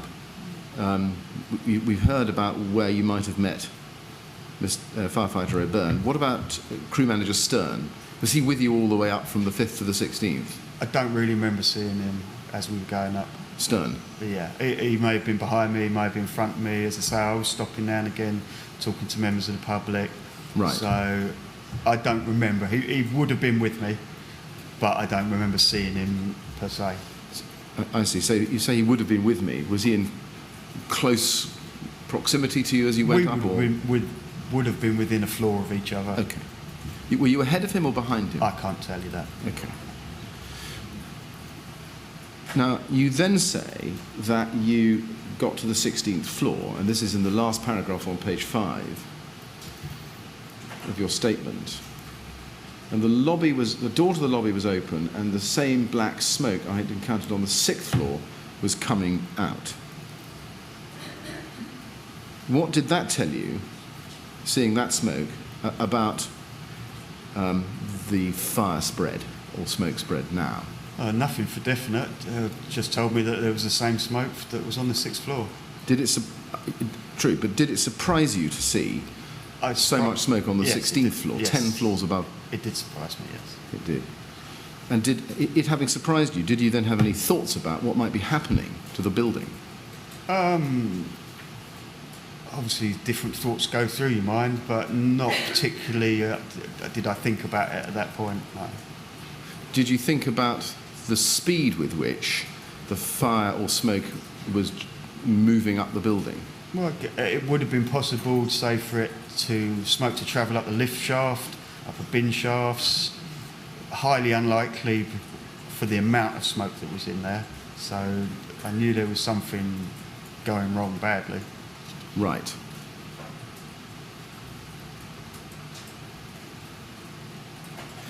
Now, you say that the lobby door was being held open by a man, and you go on to say that you subsequently learnt is called Sam, and then you identify him. How clear are you in your recollection that the first time you saw this man you identify as Sam was at the point at which you arrive at the 16th floor and go into the lobby there? So say that again? How sure are you in your recollection that the first time you see Sam was when you arrive at the 16th floor and go into the lobby there? I believe I've since learnt that the teenager that was there probably wasn't the gentleman that I know as Sam. After the incident, I met up with another gentleman that we did rescue out of there, and we may have got our stories crossed. Right. So at the point I made my police statement, I believed that the gentleman that was propping the door open was Sam. I'm now led to believe it probably wasn't. Okay, I just want to get your unvarnished recollection of what you remember. Yep. Perhaps we can go to your contemporaneous notes then, first page. And you say, 3/4 of the way down, on getting to the 16th floor, we'll just highlight that for you. There. Just 2/3 of the way down the screen, you say, on getting to the 16th floor, we found a man, and then there's a little mark that says man something by the door into the lobby. It looks like a deletion of the word on, and then you put your initials. Is that what I... Yes, that's am I what it right is, to read it that way? Yeah. Okay. And the man you record as saying, who said there was someone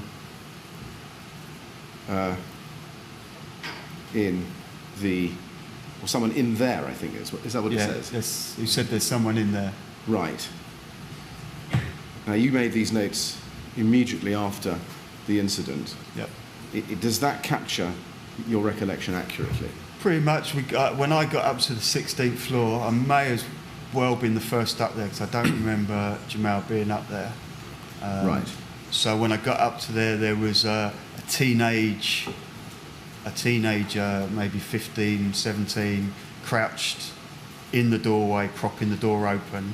There was smoke coming out. I don't remember now him telling me that there was someone in there, but he may well have told me there was someone in there. Right. If I put it in my contemporaneous notes, then he probably did tell me there was someone in there. Do you remember, when you got to the 16th floor, do you remember where firefighter O'Byrne was? I don't remember seeing him up on the 16th floor at all.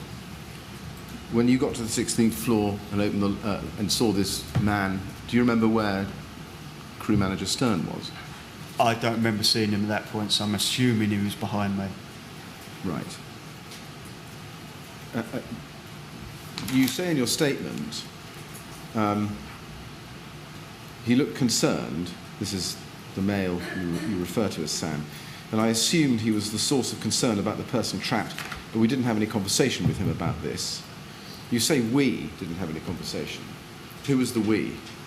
Oh, I meant we as in as a BA crew. I mean, say I wouldn't be concerned by it. No. Right, but when you saw him crouching, holding the door open, Yeah. I think you told us you weren't with Stern or O'Byrne. Is that's right? I didn't see him. He was probably just behind me. But again, Right. because as I say to you, you're quite insular. You only see stuff straight in front of you, and you concentrate. And then you also to hear people. You when you exhale out at the breathing sets, they make a lot of noise. So after coming up 12 floors, you're trying to control your breathing so you can talk to people, you can hear people. So Yes. it's quite hard. Having conversations with members of the public can be quite awkward. Yes. Was there a reason why you didn't have a conversation with the man crouching down about the person that you had learnt couldn't leave? Not particularly, no. It was, we were just working quickly and... Right. Yeah. Did you not ask him which flat you needed... Sorry, let me ask it this way. Did you ask him what flat you needed to go to? No, we didn't. Was there a reason why you didn't? Not particularly. I'm just probably in the haste at the moment. Having seen that the conditions in the 16th floor lobby were smoke-logged, as you've described, how were you going to be able to find the flat where the person needed help without knowing which flat to go to? We would have searched it, yeah, but with hindsight, obviously, we should have had more communication with him. Seeing the conditions and seeing the man, I just wanted to get a feel for why you didn't ask him which flat he needed to go to in the interest of speed. Just the heat of the moment, really. Right. Okay. You say that you told Sam to close the door and go downstairs because you were worried that he would become incapacitated because of the smoke. That's the top of page 6 of your statement. Yep. What about firefighter O'Byrne, who was not wearing BA? Did you have the similar concern about him? Well, the concern would have been in general to maintain the integrity of the whole of the stairwell. Right. Do you remember what happened to the man you refer to as Sam? I assumed he went down the stairs. He went in that direction, and yeah. Did you see him go down? I saw him start to go down the first flight of stairs. Yes. Right. Okay. Mr. Chairman, it may now be an appropriate moment for a break. I know it's 4 minutes past 11, but I am about Well, to we've turn been to running an hour and a half, haven't we? So I slightly think different subject. I'm very happy to go on and finish if I can.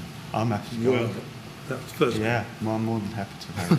I don't think it's a matter quite for the witness, but Well, I when mean, you say go on till you finish, how long is that likely to be? I'm not entirely sure, but Well, give me your best estimate. best shot, another 45 minutes to an hour maximum. An hour maximum. Oh, I think we all need a break before midday, and probably be best to I'd say take it. 45 minutes maximum. Even so, Right. Mr. Millett, I think everyone would probably welcome a break before 10 to 12. So, I think, yes, we'll take it now. Well, you've heard what Mr. Millett said. Yes. He's got a few more questions for you. So we'll stop and have a break until 20 past 11, and then we'll carry on then. All right? Okay. So you'd like to go with the usher, please? Oh, and please don't talk to anyone about your evidence over the break. Right. 11:20, please. Very good.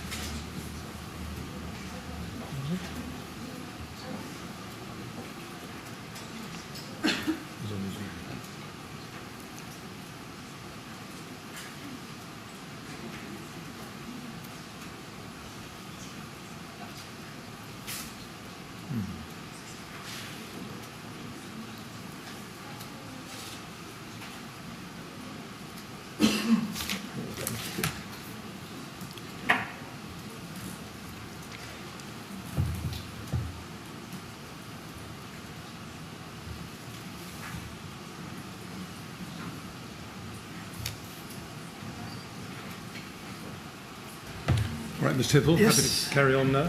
Yeah. Good, thank you very much. Mr. Hippel, thank you for coming back to us. Can I just ask you one or two questions about your journey up from the 5th to the 16th floor? Yep. In your statement at page 5, in the first main paragraph there, you describe encountering a group of approximately 20 people, in dribs and drabs you said earlier, and you spoke to them as they passed.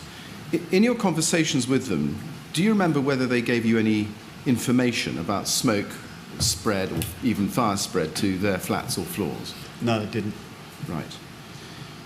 Now, firefighter O'Byrne described hearing a woman screaming at some floor, he remembers, between the 8th and the 12th floor, and sending her down. That was his recollection.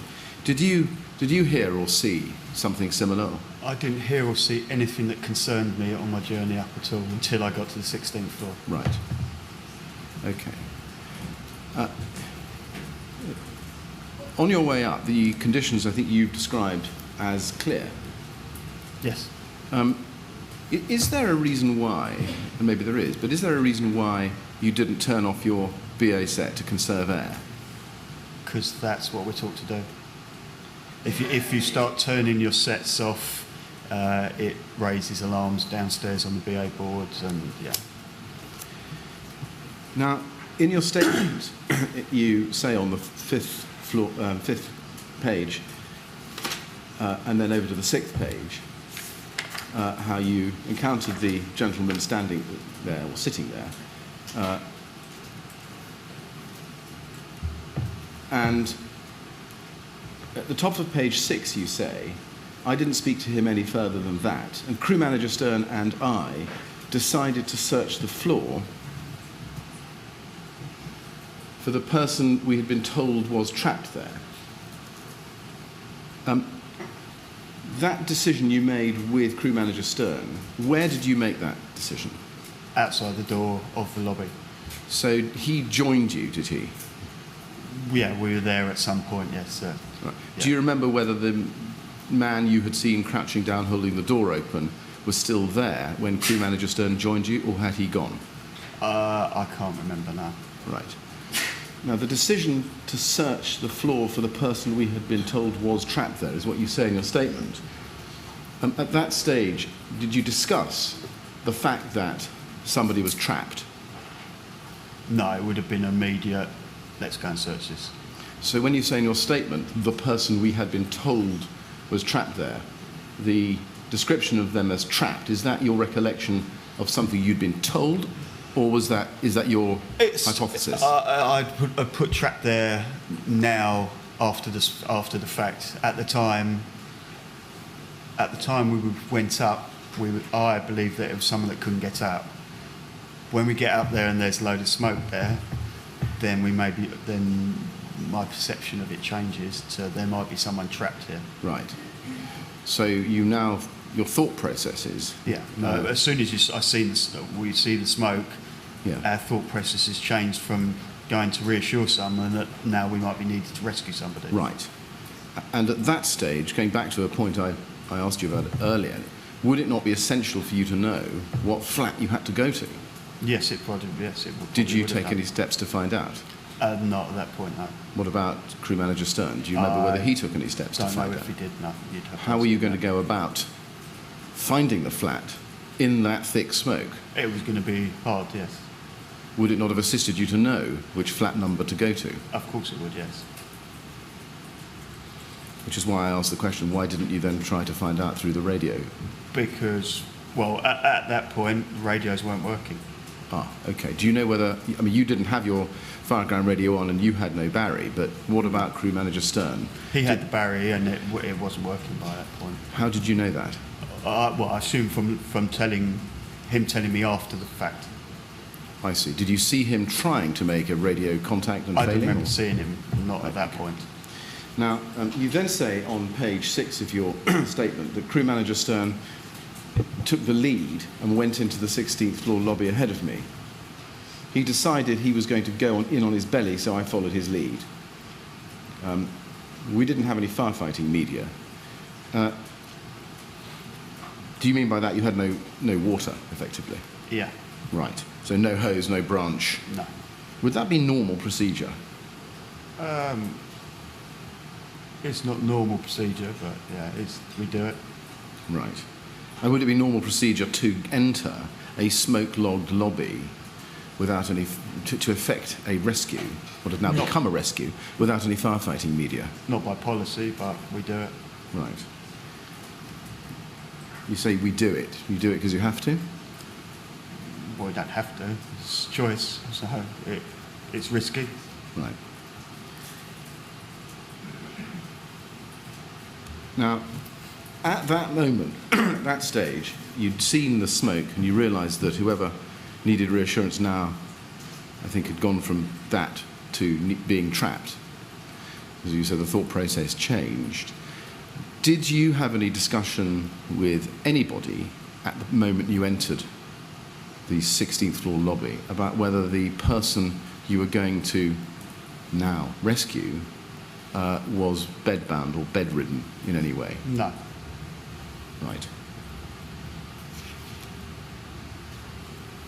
I mean, to clarify that, it's still possible that they wouldn't necessarily need rescuing if they were behind a door and safely behind a door in a flat that wasn't affected by the smoke. The chances are we would have left them there as long as they were still safe. So Right. It wasn't necessarily a case of rescuing them out of the flat or out of a flat. Now, crew manager Stern recalls that before you entered the lobby, Stern, asked the man who was with where the flat was and got the answer to the right of the door. Do you remember something like that? Discussion like that? I didn't hear that conversation. Okay.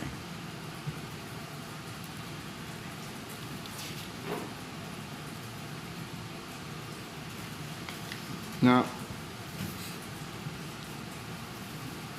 on page 11 of your statement, if I can just jump ahead, you say in the second half of the third paragraph on that page,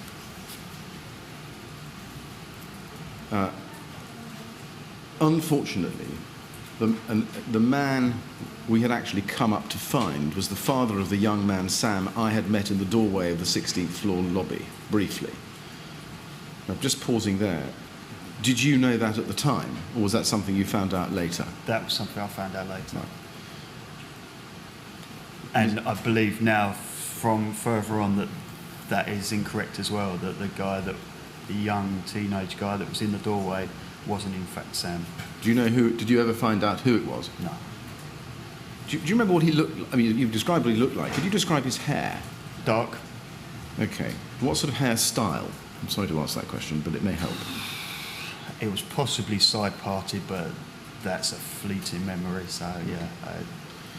And you then go on to say, Mr. DeFarn told me that Sam lived in a flat near his on the 16th floor with his father Joe, who was bedbound, and that Sam had come down to ask for help in getting his dad out. And that information that you got from Mr. DeFarn, I think I'm right in saying, is much after the fire. Yes, that was in the meeting we had in November time, I believe, between the fire and me having this police statement taken. And then you say the full information didn't get through to crew manager Stern and myself, as we just knew someone was on the 16th floor and trapped, but not that they were in a flat and were bedbound. So, to be clear, first of all, are you saying there that at the time you entered the 16th floor, you did not know that the person you had to assist was in a flat? I didn't at any point know that there was someone in the flat, and I at no point knew that about a person being bedbound. Right. And you say that was all we knew, Are you speaking there in your statement for the knowledge of crew manager Stern as well as yourself? I would have assumed that, but you'd have to ask him that I see. yourself. If you'd known that you were looking for a man in a flat who was bedbound and not just trapped by the fire somewhere on the floor, what would you have done, do you think? Could you repeat that? Sorry? Yeah. If you'd known at the time that you were looking for a man who was bedbound and in a flat, Yeah. what would you have done? Well, assuming again, if we had the key, if it was locked, the chances are at that point, with the knowledge I had of what was going on in the fire, I would have probably, as long as he was safe and free of smoke, his flat was free of smoke, I'd have probably left him there. Rather than bringing him out through a smoke-filled lobby and extricating him down 16 floors, it would have, my judgment at that point would have been it was safer to leave him there. Would that, okay. But at the time you didn't know what the air conditions were like in the relevant flat? No, I would have had to gain entry to that flat. Right. And I think you've told us you didn't know even which flat it was. No, and we'd have had to have the keys. We wouldn't have been able to break the door down, Right. because if we broke the door down, the smoke from the lobby would have definitely entered the flat, and then we'd be searching for him in a smoke-filled flat. Okay. Now, in the first main paragraph on page 6 of your statement, you say in the second line, the visibility was 0. Even when I put my hand right up to my face mask, I couldn't see it. The visibility was so poor. What about temperature in the lobby? Do you In remember? the lobby, temperature was fine. Did you see any fire? No, What colour was the smoke? black. And did you see a neutral plane? No, as far as I was aware, it was down to the floor. Right. And you then go on to say, just a little bit later on in that paragraph, 3 lines up from the end, I estimate, crew manager Stern was ahead of me, and I would estimate we had only gone a few metres into the lobby before he shouted to me that he'd found someone. So is that right, that you hadn't gone into any flat at that stage? No, we'd literally gone 2 metres into the lobby from the stairwell. Okay. And you then go on to say, crew manager Stern then pulled the person out of the lobby with my assistance when they got back level with me. How far from the lobby door were you at the stage when you encountered the person? Me personally, I was probably about 2 metres in. Jamal was probably 3 metres in, something like that. So he was just in front of me, within touching distance. Were you standing or were you crawling? We were crawling. You were both crawling? Yes. So when Jamal Stern encountered the person, was that person standing or lying down? You'd have to ask him that. Okay. You go on to say that you were very close to the lobby door. Do you remember how close? Me personally, yeah, I was probably 1 to 2 metres in. Right. Was the lobby door closed or was it still open? I've got a feeling the lobby door was still probably held open by my feet as I was lying down. Okay. Now, you then say, in the third paragraph on page 6, when we were back in the relatively smoke-free stairwell, I saw a male who I now know as Edward Defarn. He was coughing but conscious and able to walk, so after a moment we guided him to the stair and told him to leave. He was able to do so without any assistance from us. Now, do you know where the man you originally thought was Sam was at that point? I don't remember seeing anyone at the 16th floor at that point, no. What about Justin O'Byrne? No, I don't believe I saw Justin O'Byrne after we were travelling up to the 16th. Now, crew manager Stern's recollection in gist is that the person you've described as Sam was still there when Edward Defarn came out of the 16th floor lobby into the stairs. It's possible if he did, I did. If he was, I didn't see him. Okay. So you don't remember seeing that? No. Right.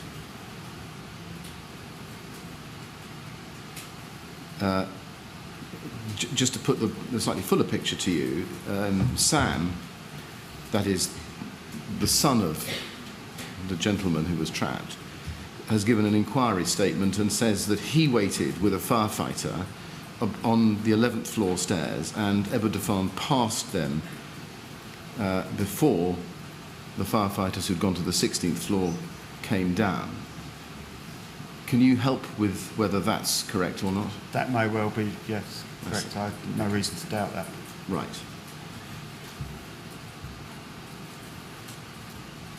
Now, when Edward Defan came out, did you speak to him? I can't remember. If it was just, are you okay? Can you get downstairs? Right. Nothing more than that. Now, in the third paragraph on page 6, which is where we are, just a little bit further on, in the fourth line you say, "We decided to finish searching the 16th floor, but I believed that it was likely that Edward was the male we'd been asked to go and assist, who'd been reported as trapped on the 16th floor." Now, given that he was conscious and was walking, why did you assume that he was in fact the person who had been trapped on that floor? It was an assumption that I made because we'd had to pull him out. I didn't know whether he'd been on the floor when we got in there, or so I'd assumed we'd pulled him out. Right. So was your assumption at that stage that the mission to rescue the trapped person on the 16th floor had been accomplished?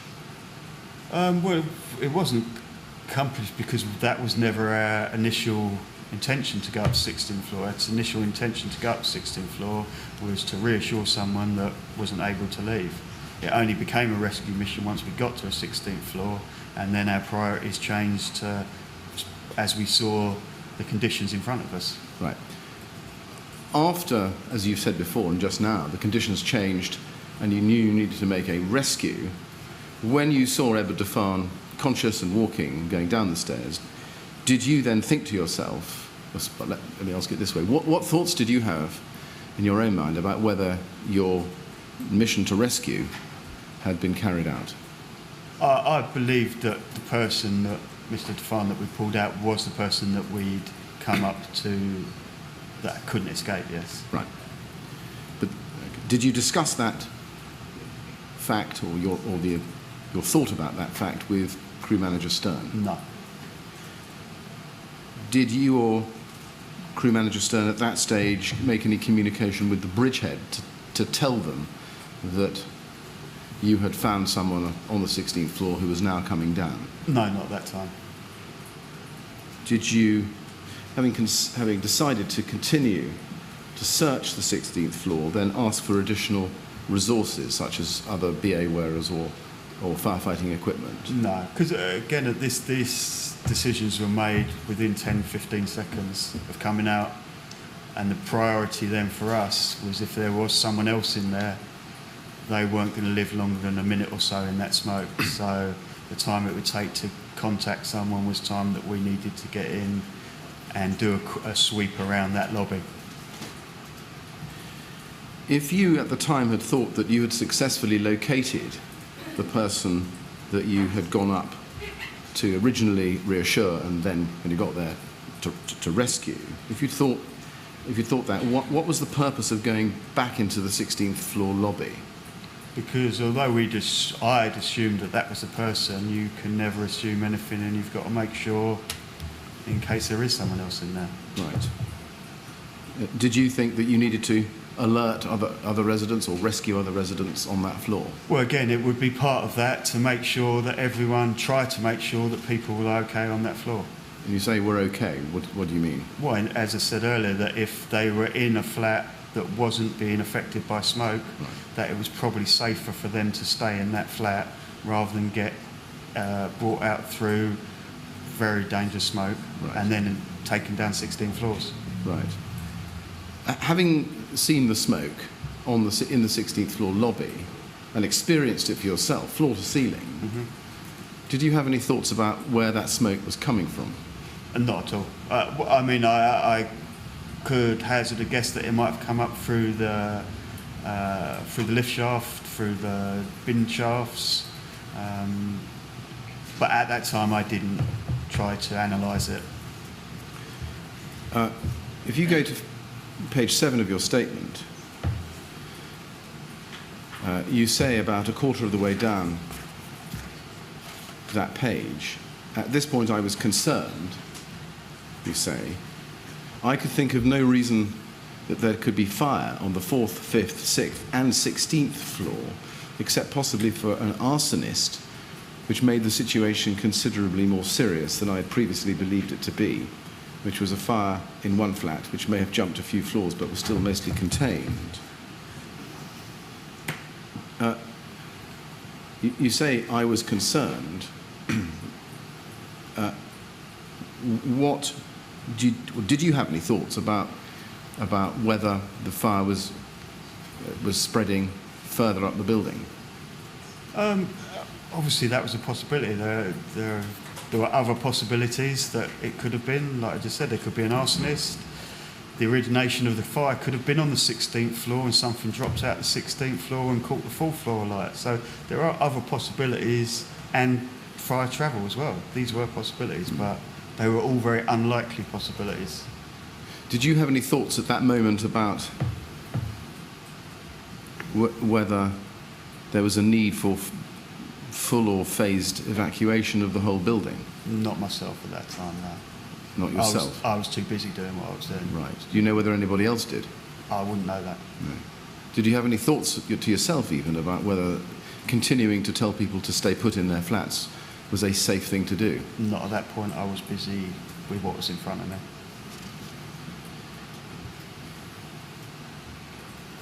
me. When you say that you'd believed that the fire was mostly contained, previously believed that it was still mostly contained, did you now think that the fire was not contained? What do you mean by mostly contained? Well, in your statement, you say, the point I've highlighted, you say that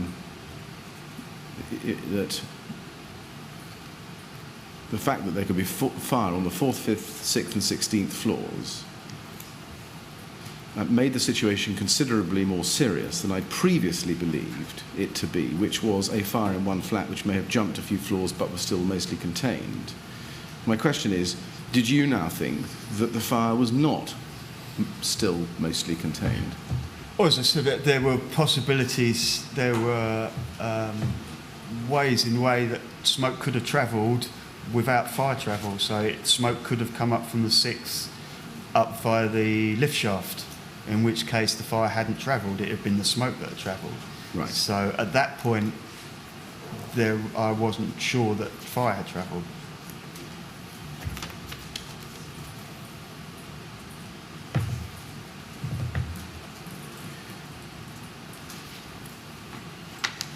Now, in the middle of page 7, you say, we decided, and it's the middle of the page, but 5 lines up from the end of that big first paragraph, we decided, you say, to finish searching the 16th floor, but by now I was definitely aware that this was a very unusual incident. We completed the right-hand wall search, stopping each time we got to a door, and hitting and kicking it and shouting out. We received no reply at any door, and none of the other doors were open, so after waiting approximately 20 seconds at each door, we moved on. A short while later, we were back at the lobby doors, and we went back out into the stairwell to check our air gauges. Now, do you remember when you say none of the other doors were open, is that a reference back to the first door you came to, which was open? Yes. And if you go back to the bottom of page 6 of your statement, this is where you say we recommenced a right-hand wall search. The first door we came to was open. Do you remember which door to which flat that was in relation to the lifts, for example? It was the door to the flat directly above the fire flat on the 4th floor. I see. So that would be flat 136, would it? I don't know what the numbers were. Okay. And you say that door was open. Do you know why it was open? I don't know why it was open now. How far open was it? I can't remember if it was just whether it's fully open or partially open. I just remember as I got to it, and it was open. Yeah, the door was not locked. Not, you say not locked, but was it propped open or standing open? There was a gap open. It was definitely a gap there. Whether it was fully open or it was half open, I can't remember. It wasn't pulled to, so there was a small gap. It was pretty much open. Yeah. Right. Did you have any thoughts about what that meant in terms of whether the door closer was working properly or not? Well, yeah, it was open. Yeah, so there was no door closer on it. Yeah. Did you? Right. Okay. You say there was no door closer on it. Well, the flat door was open. Right. So it wasn't pulled to, so it was on the latch or whatever. It was open. Yes. Right. And just to complete this point, did you see it propped open or it was just standing naturally I open? couldn't see it because we were in zero visibility smoke. It's all done by touch. So I see. I felt it with my hand. So whether it was half open and then as I've hit it with my hand, it's open fully, I don't know. But the door was open. Right. You say in the middle of page 7, as I've just shown you, that you hit and kicked each door as you got to it and shouted out. Did anybody answer? No, not that I heard. How much noise do you think you were actually making? I was kicking him with my steel toe cap boots, so Right. it's loud. Now, there were in fact occupants in flat 133 on that floor. Unfortunately, fortunately they did escape sometime later in the night. In fact, we have them at 3:47 escaping. Is there any reason you can think of why they might not have heard you? I can't say. Whether they were asleep or they just didn't hear me, I don't know. Okay. And when you shouted out, what were you shouting? Do you remember? Hello, is anyone in there? I mean, when you speak through a BA mask, it's very muffled. So it would have been more the kicking of the door, and then you would hope someone would either come to the door and speak to you from the other side, or quickly open the door and you can slip in and speak to them. That would be the method. Right. When you were hitting the door, was it a polite knock or was it a... No, I was kicking it, so Right. you should... Okay. know, it may not wake you up, but if you're awake, you should Right. hear that. In the next paragraph on page 7, you say, having described that you were low on air and got to go back down 16 floors, you say, we believed we had successfully helped the male who was trapped on the 16th floor. We decided to go back to the bridgehead. That belief, you say, or you seem to indicate, was one shared with crew manager Stern. Was that your belief, or was that both of your beliefs? Do you know? I can only count for my own belief, so it was, Right. yeah, it was my belief. Did you have any discussion with crew manager Stern about the success of helping the male who was trapped? No. Did you or he try to tell the bridgehead that you had rescued the trapped male? Yes. Who was that? We both did. I switched on my radio, he tried on his Barry set, he tried on his handheld, and I tried on my handheld. After we'd completed that search, our major concern now was getting that information down to the bridgehead. You say you tried. Did you succeed? No. Right. How many times did you try? A couple, 2, 3, yeah. Right. So you on your handheld? I was on my handheld, I'd switched that on at that point, and then I was trying to talk through the BA set, and Jamal was using his Barry and his handheld. Right. Is there a reason why you'd kept it off and only switched it on at that stage? Because at that point I wanted to try and make contact with the bridgehead to convey my concern. Okay. At that point, when you were trying to make contact with the bridgehead, do you know where the man you refer to as Sam was? No, I believe there was no one up there by the time we came up. Right. And what about firefighter O'Byrne? I don't believe there was, but yeah. What were the conditions back out in the stairwell when you left the 16th floor? Still clear. Still clear. And then you say in the 5th line down from the top of that paragraph, we decided to hurry back down the stairs to get the message back to the bridgehead as quickly as possible. I don't remember seeing anyone else on the way down, but the visibility was still good, the lights were still on, and there was still relatively little smoke in the stairwell. Did you encounter anybody else on the way down? I don't remember seeing anybody on the way down. No. Do you remember seeing firefighter O'Byrne, for example? I don't remember seeing anybody on the way down. Did you hear anybody on the way down? I don't. But, Right.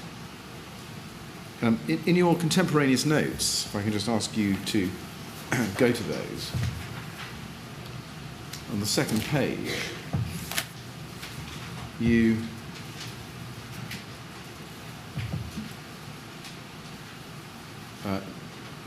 say at the top,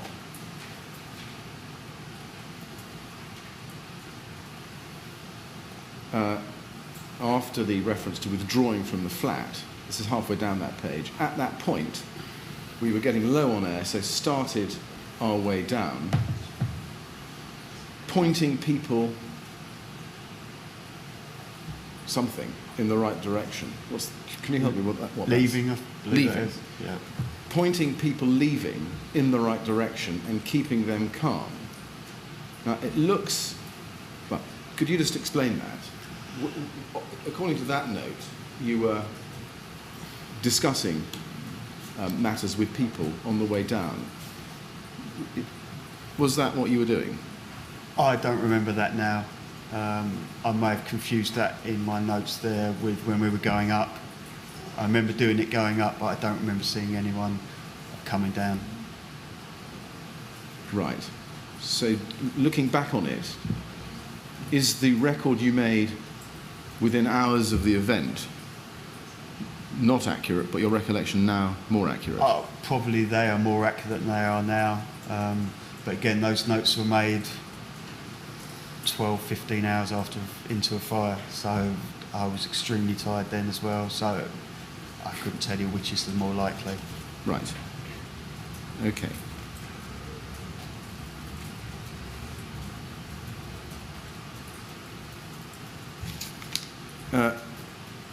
You say in your statement, coming back to it in the 6th line down from that start of that paragraph, we decided to hurry back down the stairs. If you were hurrying, do you remember whether in your hurry you did speak to anybody, or whether because you were hurrying you didn't? As I said, it wouldn't necessarily be because we were hurrying, but I don't remember. Right. I remember we were trying to get down as quickly as possible to pass our information on. Were your air whistles going? No. Right. Now, as you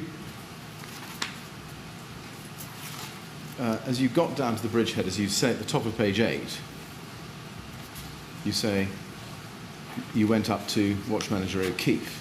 You just look at that. You say, when I got down to the bridgehead, which was still on the mezzanine floor in the atrium, I shut down my BA, took back my tally and went up to Watch Manager O'Keefe.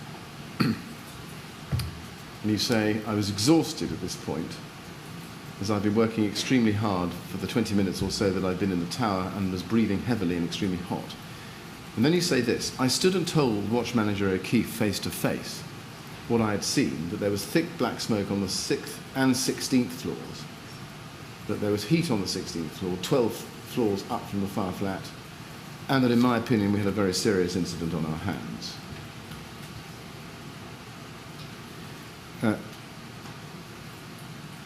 You don't say there in your statement that you told him anything about your meeting with the man you thought was Sam. I wouldn't have told him about the meeting with Sam. I would have told him about rescuing one person out of the smoke. Well, can I ask you about that? Do you remember telling Watch Manager O'Keefe about the rescue on the 16th floor? I would have. I don't specifically remember any of the debrief, but I would have told him that. Yeah, I would have told him exactly what we'd done, where we'd been, including the 6th, what we'd done on the 16th, what we'd seen on the 16th, what we'd searched on the 16th, and rescuing one person. Do you remember telling him that you had rescued the man who was trapped on the 16th No, floor? I would have just told him we've rescued one person. I wouldn't have told him we'd rescued the man on the 16th. I told him we had rescued one person out of the 16th. Did you tell Watch Manager O'Keefe that the mission to rescue, as it had become, a trapped male on the 16th floor was successful? No, because again, it would just be a debrief of what I'd done, or what we had done. Right. The actual, again, I was only making an assumption that we had rescued the search, so I wouldn't pass my assumption on. That was just an assumption that I'd made myself. There was no fact in that assumption. So, Do you remember whether crew manager Stern gave watch manager Keefe a debrief as well? I don't remember that, no. You don't remember him doing it? No, but I remember shutting my set down and going to watch manager Keefe face to face. Whether he gave a similar debrief or not, I don't know. you don't know? So you don't know one way or the other? No. Okay. Do you know whether watch manager O'Keefe redeployed a group or pair of BA wearers back to the 16th floor after your debrief? No, I don't know. Did you tell watch manager O'Keefe that you encountered residents when you were coming down? No. Did you tell watch manager O'Keefe that there were residents you encountered on your way up? No, but I'd assuming they would all gone past. They'd have had to have gone past the bridgehead to get out of the building. They'd have had to squeeze past him, in fact, to get out of the building. Right. When you got down to the bridgehead, can you describe for us how the bridgehead was operating? I can't remember. To be Do you remember honest who with you. It was chaotic at that point. So, yeah, I was focused on telling watch manager Keith my debrief and little else really.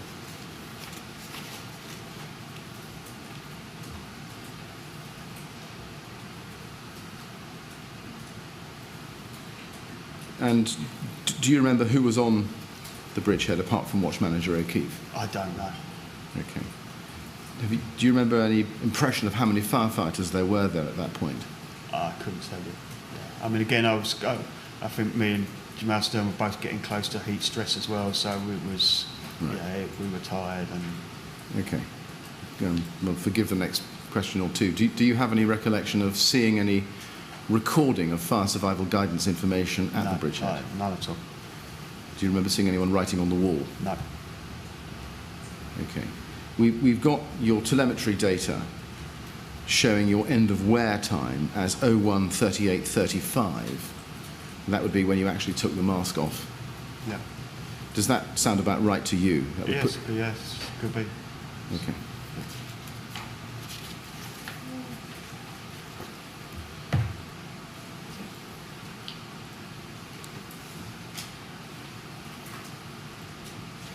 Are you familiar with the symptoms of metabolic heat stress? Yes. Have you experienced those symptoms before? I have, yes. From your experience of those symptoms, do you remember whether you had or thought you had those symptoms at the moment you were debriefing to watch manager O'Keefe? I think we were close to it. I know my limits. As I say, I've had it before, and I know my limits when to slow down, and we were getting close to it, but we weren't. I wasn't feeling the effects of heat stress, but I knew we were close to it. Mr. Hippel, thank you very much. I've got no further questions for you. I just want to say thank you very much for coming to the inquiry and helping us with our investigations. You've been extremely helpful. Thank you. Yeah, well, I'd add my thanks to that, Mr. Hippel. It's really helpful to us to hear about your personal experiences within the tower. Helps us to piece the picture together. So we're very grateful to you for coming. Before you leave, can I just check, Mr. Millett, you don't need a little time to check there aren't any further questions? No. No. Good. Well, in that case, thank you very much. You're free to go. Thanks for having me. Thank you. You can go with the usher. Now then, Mr. Millett. Yes.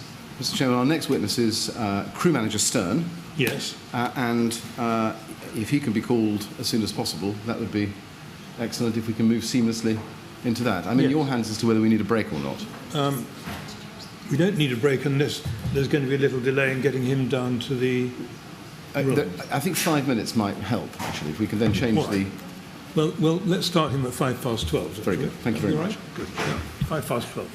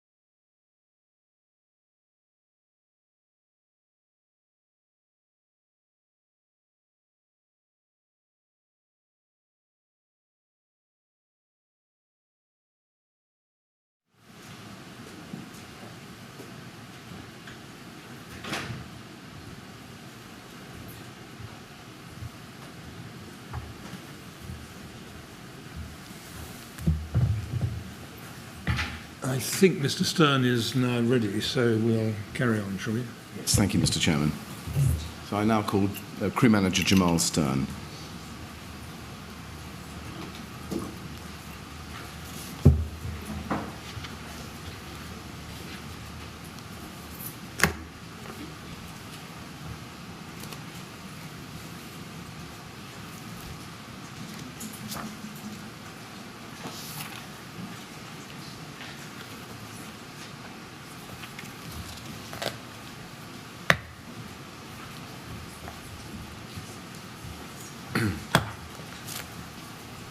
Mr. Stern, before you're sworn, I'm so sorry, Mrs. Usher, can I just make this point? Before you're sworn, can I apologise to you that we have provided a Quran without a cover on it? And I did not realise that, and I'm sorry about that. In those circumstances, would you be prepared to affirm? Yes, I will. Very good. So I think the affirmation can be put to him instead. No, you're quite right to explain. But anyway, you're content to affirm, that'll be perfectly all right. Yes. Thank you very much. Would you like to say after me? I do solemnly, sincerely and truly declare I do solemnly and sincerely and truly declare and affirm that the evidence I shall give and affirm the evidence I shall give shall be the truth, shall be the truth, the whole truth, the whole truth, and nothing but the truth. and nothing but the truth. Mr. Stern, thank you very much. Sit down and make yourself comfortable. Yes, Mr. Willett. Mr. Stern, first of all, could you please give the inquiry your full name? Jamal Stern. And can I say, by way of preliminary, thank you very much to you for coming to the inquiry and assisting us with our investigations. It's extremely helpful, and we're very grateful to you. I say this to all the witnesses. My questions are intended to be short and simple. Sometimes they aren't. If they're not, or if you don't understand a question or you want it repeated, please just say, and I'll repeat the question or I'll put it in a different way. If you need a break at any time, just indicate and we can take a break. Okay? Can I ask you first to take your statement, which will be in the little blue file in front of you, and also on the screen on the desk to your right, which you're looking at. It's MET 000124883, and I think you've got a number of exhibits to that statement as well. The statement is dated the 14th of February 2018. Is there have you read it recently? Yes, I have. Yeah. You have. And can you confirm that its contents are true? Yes, they are. Yeah. And have you discussed your statement or the evidence that you would be giving to the inquiry with anybody before coming here today? No, I have not. No. Okay. Can I just ask you to move the microphone just a little bit closer to your... You can also bend it down. And bend it down so that we can hear you. Now, can I just start with some questions about your position in the LFB? You joined the LFB in 2005. Yes, correct. And I think you've been an active firefighter since then. Yes, I have. Yeah. Okay. And you came to Kensington Fire Station when you were promoted to crew manager. That's correct. Was that in 2017? I believe it was in 2016. Right. Okay. And prior to that, you were at Soho. I was, yeah. Okay. And as at the night of the 14th of June 2017, the night of the Grenfell Tower fire, you were a crew manager. I was, yes. And that remains your rank, does it? No. As of May of this year, I've been promoted to the role of watch manager. Oh, right. Congratulations. Thank you. And watch manager where? At Fulham. At Fulham. Fulham Fire Station. Yeah. And which watch is that? Red Watch. Red Watch. Thank you. Now, on page 5 of your statement, you say that you attended the Shepherd's Court fire. Well, I think I may have jumped the gun a bit. Let me just ask you, in the third line of that page, you say, you've been to high-rise fires through my career many times. A recent one was at Shepherd's Bush, where it travelled a few floors. So I was there, and we stopped that pretty quick. Is that the Shepherd's Court fire? That's it, yep. Yeah. And what was your role at that incident? Crew manager. At what stage in the incident did you arrive? On that specific incident, I was standing by at Bettinson Fire Station. So from memory, I believe we got mobilised at make pump 6, so it would have been during the slight progression of the incident that I would have attended. Right. Which station were you attached to at that time? I was at Paddington. You were at Paddington, right.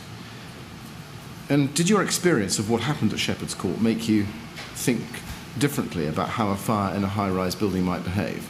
No. Right. At page 29 of your statement, I'm sorry to jump around, it's the nature of the statement, but if you look at the third paragraph on that page, you say,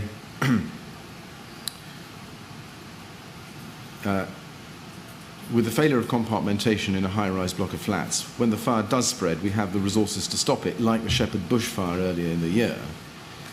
Then you go on to say, it might spread to the next floor, maybe catch a curtain alight, put that out, eventually go to the next floor. If it does go up 2 or 3 more floors, you'll eventually get crews up there quick enough to put it out and it will stop.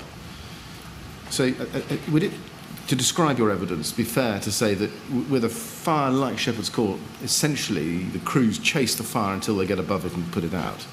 Essentially, yes. Okay. Did you know what the cause of upwards fire spread was at Shepherd's Court? No, I can only assume it went through open windows or the windows failed and eventually broke into those compartments. Those compartments did their job. The fire didn't spread as quickly as it did at Grenfell, so crews were able to get in with a line of hose and put that fire out as it spread per floor. Did you ever learn that combustible materials on the facade of the building might have contributed to the fire spread at Shepherd's Court? No. Have you ever been trained on the fire spread through combustible materials on a facade? No.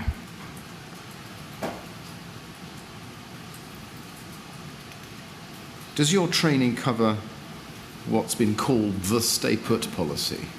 I'm aware of the stay put guidance given, yes. What do you understand it to mean? Stay put guidance is given via control, so if a caller phones up and states they're trapped by nature or fire, the control officer will give them advice depending upon the situation to stay put where they are, and we'll come and rescue them. If you look at the bottom of page 14 of your statement, you explain there what the stay put policy is, and just exploring your last answer and the statement together, you say in the last paragraph on page 14, in the second sentence, someone rings up and they're trapped by smoke or flame or fire. They're tasked to stay put in a safe place for us to come and rescue them. So, when you say they're trapped, can you just explain what you mean there? Well, trapped's quite a vague word. Is if they feel unfit to run through smoke, or they feel a fear of fire, or they could be the effects of fire or smoke, the control officer will give them that advice to stay where they are.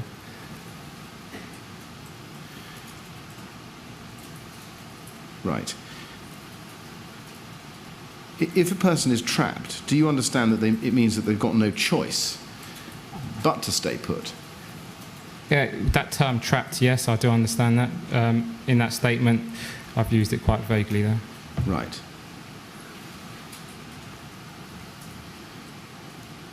Now, coming to your arrival at Grenfell Tower on the night, we have you and firefighter Hippel, who was here this morning, arriving at Grenfell Tower at 01:08:33. That was your status 3 time. Do you remember roughly whether that's right or not? Yeah, I'm assuming that would be right. Okay. And you say in your statement that you parked at a spot that you show on Exhibit JAS2. Can we just have a look at that, just to get that absolutely clear? JAS2 is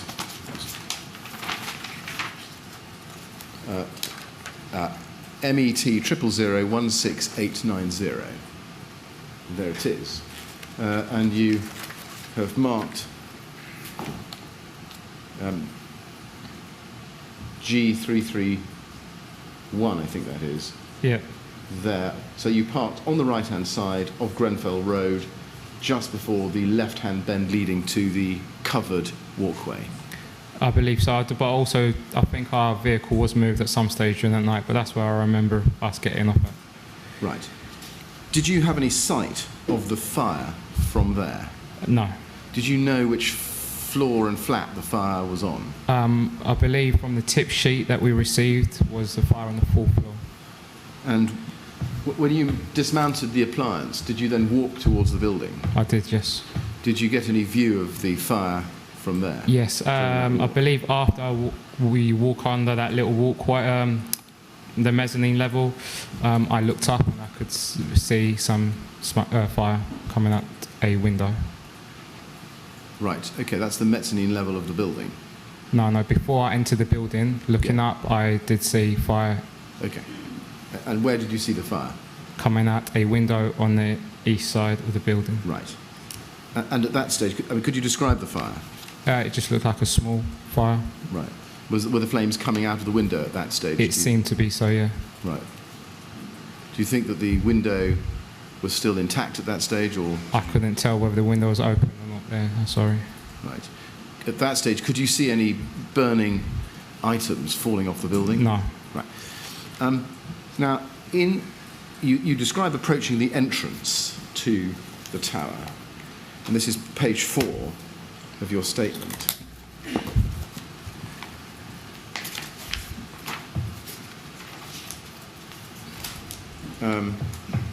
Three-quarters of the way down. Do you remember who you were with at that stage? Firefight Hippel. Right. Anybody else? Not that I can remember now. Do you remember what the rest of your crew was doing? I'm not too sure. Okay. And in the last paragraph of that page, you say, as I approached the entrance, you say, I went in under like a mezzanine where the estate linked to Lancaster West Estate, approached the entrance, looked up and saw light grey smoke coming out from what looked like vents from the building. And as I looked to the right, I could see fire coming out what was reported on the 4th floor. Now, I just want to explore this vents with you, if I can. Which side of the building were these vents on, from your recollection? Above the entrance into Grenfell Tower. I'm going to ask you to look at a picture. Could the witness please be shown BLA *000 4531?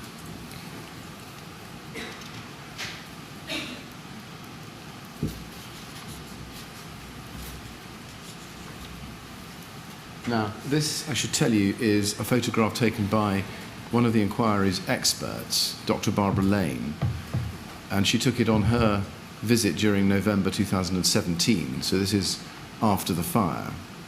Looking at the photograph, you've got the green covering of the entrance, main entrance to the tower on the south side. Do you see from that picture anything which could prompt a recollection as to the vents you've described? Yes, if those are the only vents on the front, then those would have been the vents that I saw. Right. And those are the only vents you saw, are they? Yeah. Okay. In relation to the door, do you think those were the vents you saw the smoke coming out of? My memory, I seem to think they're a bit lower than that, but if those are the only vents on the front of that entrance building, those are the vents that I saw. Okay.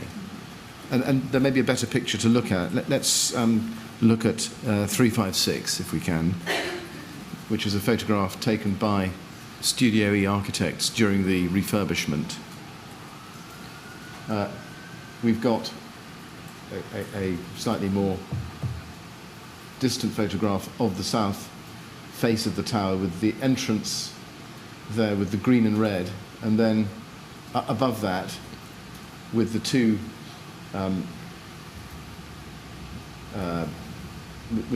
flanked by two pieces of, I'm not sure what, board of some kind. You've got a large white extractor. Does that help you recall the location of the vents you saw? Yes. It seems to be the only vents in the front of that building. Right.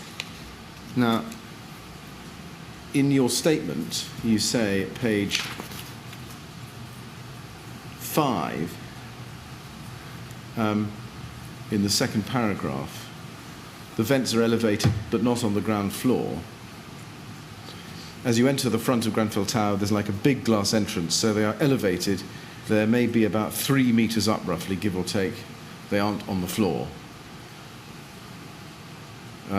Looking at that, and having now looked at the photograph, can we be clear that the photograph is in accordance with your recollection, or? Yes, obviously a little bit higher than 3 metres, but right. Yes. Okay. Now, in terms of the smoke, do you remember, can you describe the smoke coming out? Just it's light grey smoke coming out the vents. Was it coming out under force, or was it drifting out? Not that I can recall. Was it going in a particular direction? Do you remember? It was just coming out and either dissipating in the air or travelling back up the building. I can't quite remember, but I just visually remember smoke coming out of those vents. Right. Did you hear a noise above the noise of the pumps? Yeah, from my memory, I believe I heard some kind of mechanical noise or vents, air fan of some sort coming out of that building.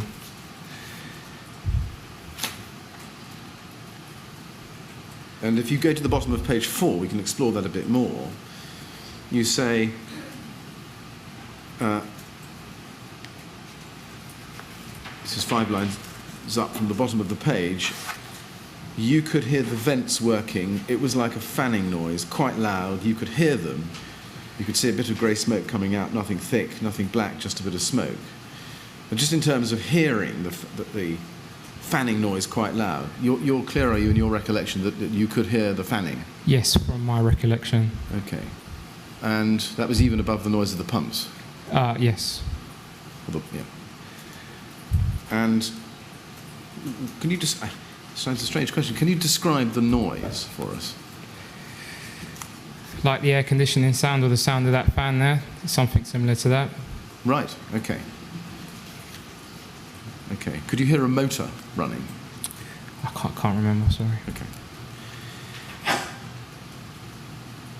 Did the fact that you could hear the fanning in the way you've described it and see the smoke coming out give you any cause for concern? No, I assumed that the building had some kind of fire engineering system that was helping the building.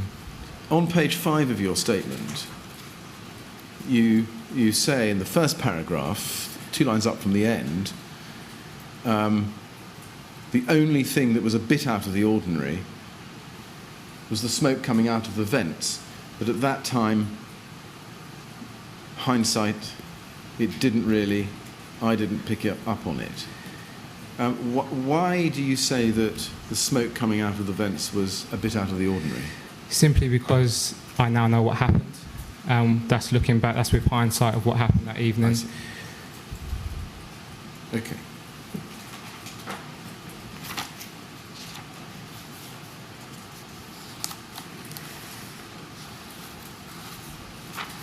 And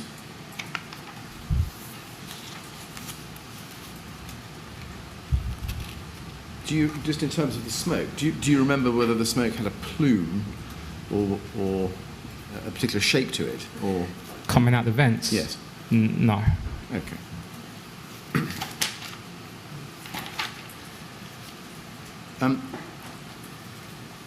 You were outside the entrance to the tower.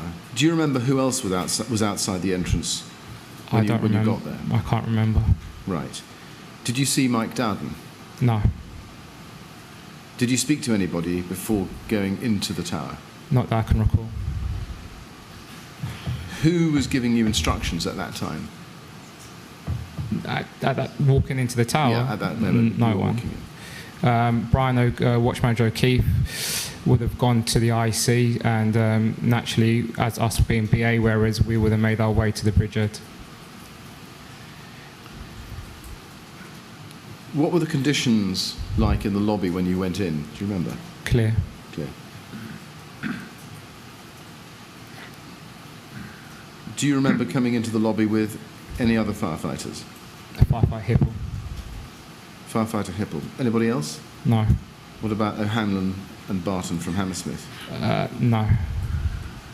Okay.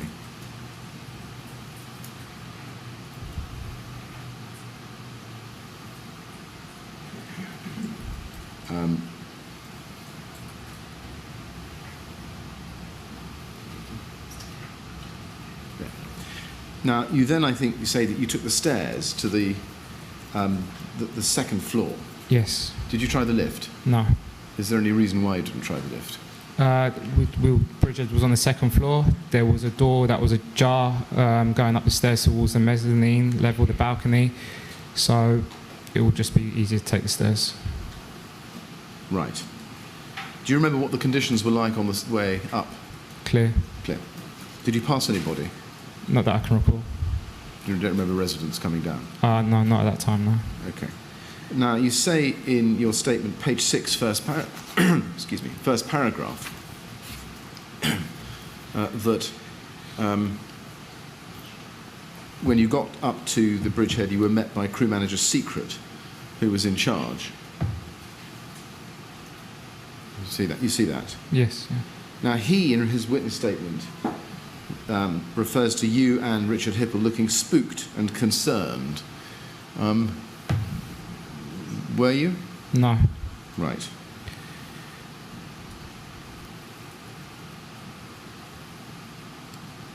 Do you remember seeing any other firefighters when you got to the bridgehead? Firefighter D. St. Alban was in charge of the entry control board. Right.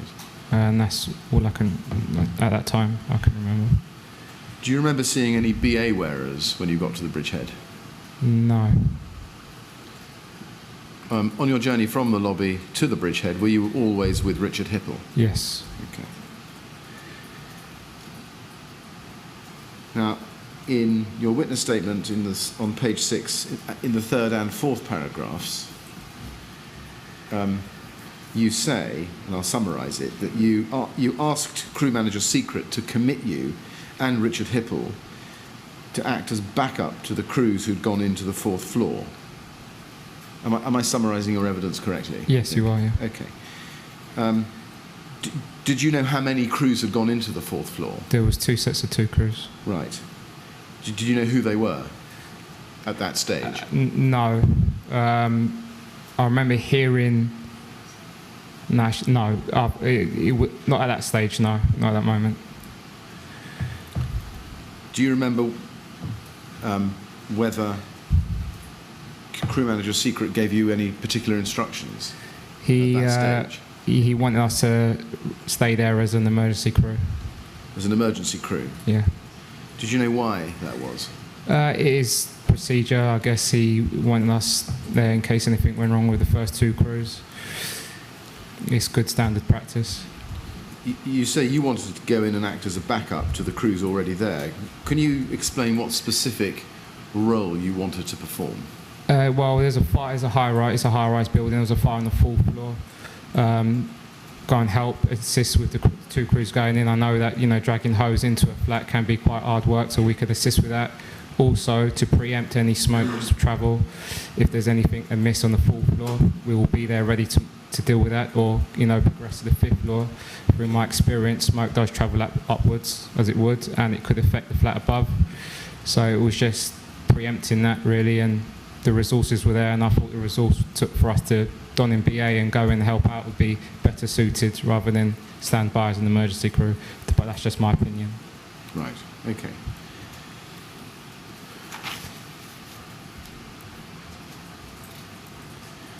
Did you... Yeah, I see. But you knew that there was a second crew already backing up the first crew? Yes. So you effectively wanted to be there as a third crew? Yes. Do you remember, you tell us you remember in your statement, paragraph 3 on page 6, that there was a message over the radio from Mike Dowden outside requesting permission to aim a covering jet into the window where the fire was. Do you remember that? I do remember that, yes. Which radio are you referring to? Whose radio? Handheld radio. I had my handheld radio on channel 1. Do you remember what the traffic was like on your handheld radio at that time? It was just Mike Dowden and talking towards the bridgehead, Chris Secret. Right. There wasn't much traffic. Did you have radio contact with Mike Dowden? Sorry, let me ask the question in a slightly different way. Did you have the ability at that stage to talk to Mike Dowden directly on your fireground radio? Yes. Did you speak to Mike Dowden directly on your No. fireground radio? Did you speak to him at any stage? No. Did you try to speak to him later? No. And we'll come back to that. In your statement, you say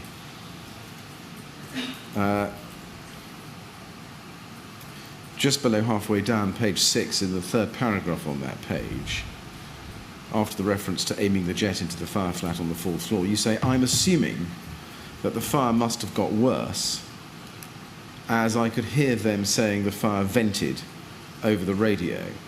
So, first of all, is that you? Are you describing there a conversation between Mike Dowden and Chris Secret that you'd heard on the radio? Yes. Okay. And when you say, "I'm assuming that the fire must have got worse," was that your thought at the time, or is that a thought you had when you did your statement? That was my thought at the time. There would be no other reason why you would put a jet through the window unless it was venting or getting worse. Right. Especially if there was BA crews inside as well. So there's obviously a reason why you wanted to do that. Does that mean that to your way of thinking, when a fire vents, things are getting worse? Not necessarily. Do you remember anybody saying, either Chris Secret or Mike Dowden, that the fire had vented? Just over the radio. Right. So if it wasn't necessarily a bad thing that it had vented, why do you assume that the fire must have got worse? Because he wants to put a jet through the window. Right. It's not. You wouldn't put a jet into a fire compartment with BA crews in that fire compartment. So the fact that Watch Manager Dowden was requesting to do that, he obviously wanted to put that fire out, and it was spreading. Did you hear any discussion between Chris Secret and Mike Dowden about putting the jet above or below the window? No. Right. Did you hear any other messages over the radio at that time? No. Now, if you go to page 7 of your statement, you say about 8 lines down from the top, in the first paragraph there, that Watch Manager O'Keefe arrived and became OIC of the bridgehead. How soon after you'd arrived at the bridgehead do you think that was? A couple of minutes, maybe. Oh, right, that soon. Yeah. Okay. And did he take over the bridgehead, do you remember? Yes, he did, yeah. Do you remember whether there was a handover from Chris Secret to Watch Manager O'Keefe? I don't remember, sorry. Right. You say that, in the next sentence, "I asked Watch Manager O'Keefe to commit me and firefighter Hippel to the 4th floor as no communications returned from the initial BA crews."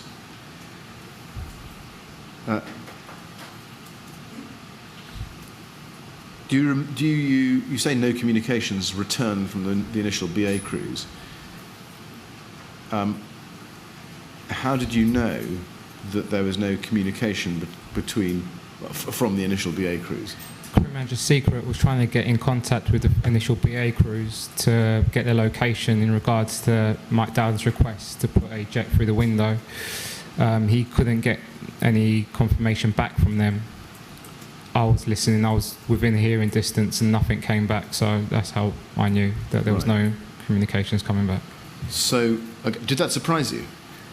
No, not really. Why is that? Our Barry sets are not great. They could have been working hard. They could have been task orientated. They maybe didn't hear the message. So they were in the fire compartment, so I'm assuming their priority is to put the fire out. Okay. Is it, in your experience at the time, quite common for there to be unreliable communication between the bridgehead and BA wearers? It depends where they are, how far they are from the bridgehead. Two floors? It happens. Right, okay. Now, you say in your statement that you asked Watch Manager O'Keefe to commit you and Firefighter Hippel as no communications returned from the initial BA crews. Is that right? Is the reason you asked him to commit you because there had been no comeback from the initial BA crews? Possibly at that time, yes. That's from my memory. There could be more than one reason why we should be committed, but at possibly that time, that's what I remember. Right. Do you know why you asked Watch Manager O'Keefe to commit you in circumstances where Chris Secret had decided that he wasn't going to commit you but wanted to keep you in reserve as an emergency crew? Watch Manager O'Keefe is a very experienced watch manager. He would understand the reasons why I was, no disrespect to Crew Manager Secret, but Watch Manager O'Keefe has quite a lot of experience, so if I explained my reasons to him or asked him and he agreed, then he would understand where I was coming from. And could just, for our benefit, what were the reasons why you thought it was right that you should be committed? Again, at that time now, I heard that there was a vented fire and they wanted to put a jet through the window, so I can only assume until I got there that fire was going to go up to the 5th floor. They may need some help, the 2 crews that are into the fire flat. So there was more than one reason why we should be committed. Right. So was your thinking at the time that on what you knew even at that stage, there was a risk that the fire might spread up above the 4th floor? If the fire is vented, then yes, yeah. Right. So even at that stage, you thought there was at least a risk that compartmentation around the 4th floor flat had failed? My understanding, yes. Right. Did you share that thought with anybody? I must have spoke to Watch Manager O'Keefe. Right. Do you remember doing that? I don't remember the exact conversation. Now, Watch Manager O'Keefe came here to give evidence some days ago, on the 6th of July, and he said that he committed you and Richard Hippel initially as hose management, so between the 3rd and the 4th floors. Do you remember that? I don't remember that. I remember being committed. I don't remember the exact brief he gave, to be honest. So. Right. If you had thought that the fire had vented and that there was a risk that the compartmentation on the 4th floor had failed, does that help with your recollection as to the brief that Watch Manager O'Keefe gave you? No. Okay. When he did commit you, what's your recollection as to what your task was to be? Go up to the 4th floor, assess if they needed assistance, and then eventually go up to the 5th floor.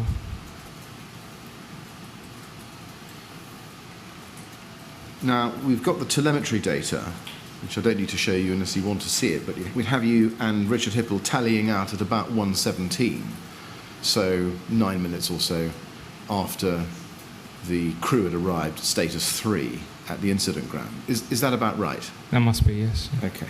I mean, that tallies with your recollection, does it? Yes. Okay. And did you go under air as soon as you left the bridgehead? Yes. Okay. What equipment did you take with you? I believe I had a thermal engine camera with me. So no firefighting equipment? No. I don't recall having it, but I had firefight equipment on the 5th floor, so I can't remember whether I picked that up or I had it with me at the time. I can't recall. Right.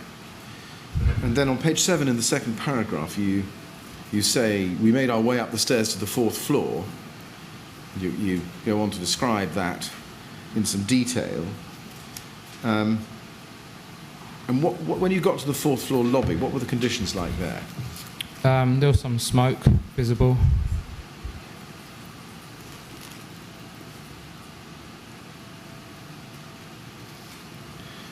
And do you remember seeing where the smoke was coming from? From the fire flat on the 4th floor. Do you remember where the first two BA crews were at that stage? They were in the fire flat. Right. Was the door open or closed? It was ajar, yeah. It was open. Okay. Because of the hoses. Because of the hose. And can you describe the smoke in the lobby at that stage?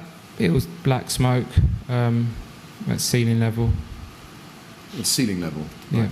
Do you remember whether the smoke was being vented out mechanically at all? No. Do you remember seeing smoke vents No, I don't. on the 4th floor in the lobby? No. Right. Do you remember hearing any mechanical venting noise? No, at that time I had my BA set on, so it was quite hard to hear. Okay. Now, at the bottom of page 7 you say,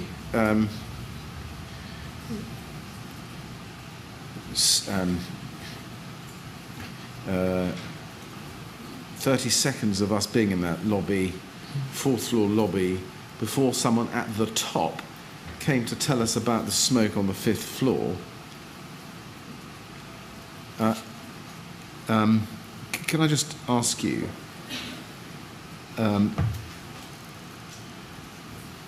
you say in your statement you can't remember who told you this. Was it a firefighter or a resident, do you think? In regards to... Who told you that there was smoke on the 5th floor? I can't remember. When you say someone at the top, what does at the top mean? I think that's a typo from the police officer who wrote the statement. I'm not too sure. Right. So this isn't someone coming down from high in the building and... No, it would have been, I'm assuming, someone from the 5th floor. Okay, you're assuming that. You don't remember who it was? I can't remember. I really can't remember. And you can't remember whether it was a firefighter or a resident who told you that? I can't remember whether it was face-to-face or over the radio. I just remember the information. Right. Now, do you know where you were standing when you heard the information about smoke on the 5th floor? I was either on the 4th floor lobby or on the staircase within that area. Okay. Now, in your notes that you made immediately after the incident, and I'll show you this, let me just show you that. These are your contemporaneous notes. And these are MET /000 5493, and they're up on the screen. On the first page,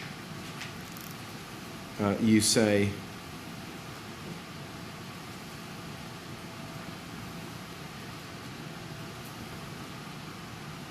it's a third of the way down, we got information that fire or smoke had now reached the 5th and 6th floor.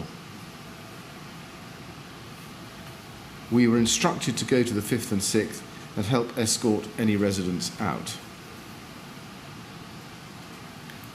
Just in terms of instructed to go to the 5th and 6th floor, on that evidence, do you remember who instructed you to go to the 5th and 6th floor?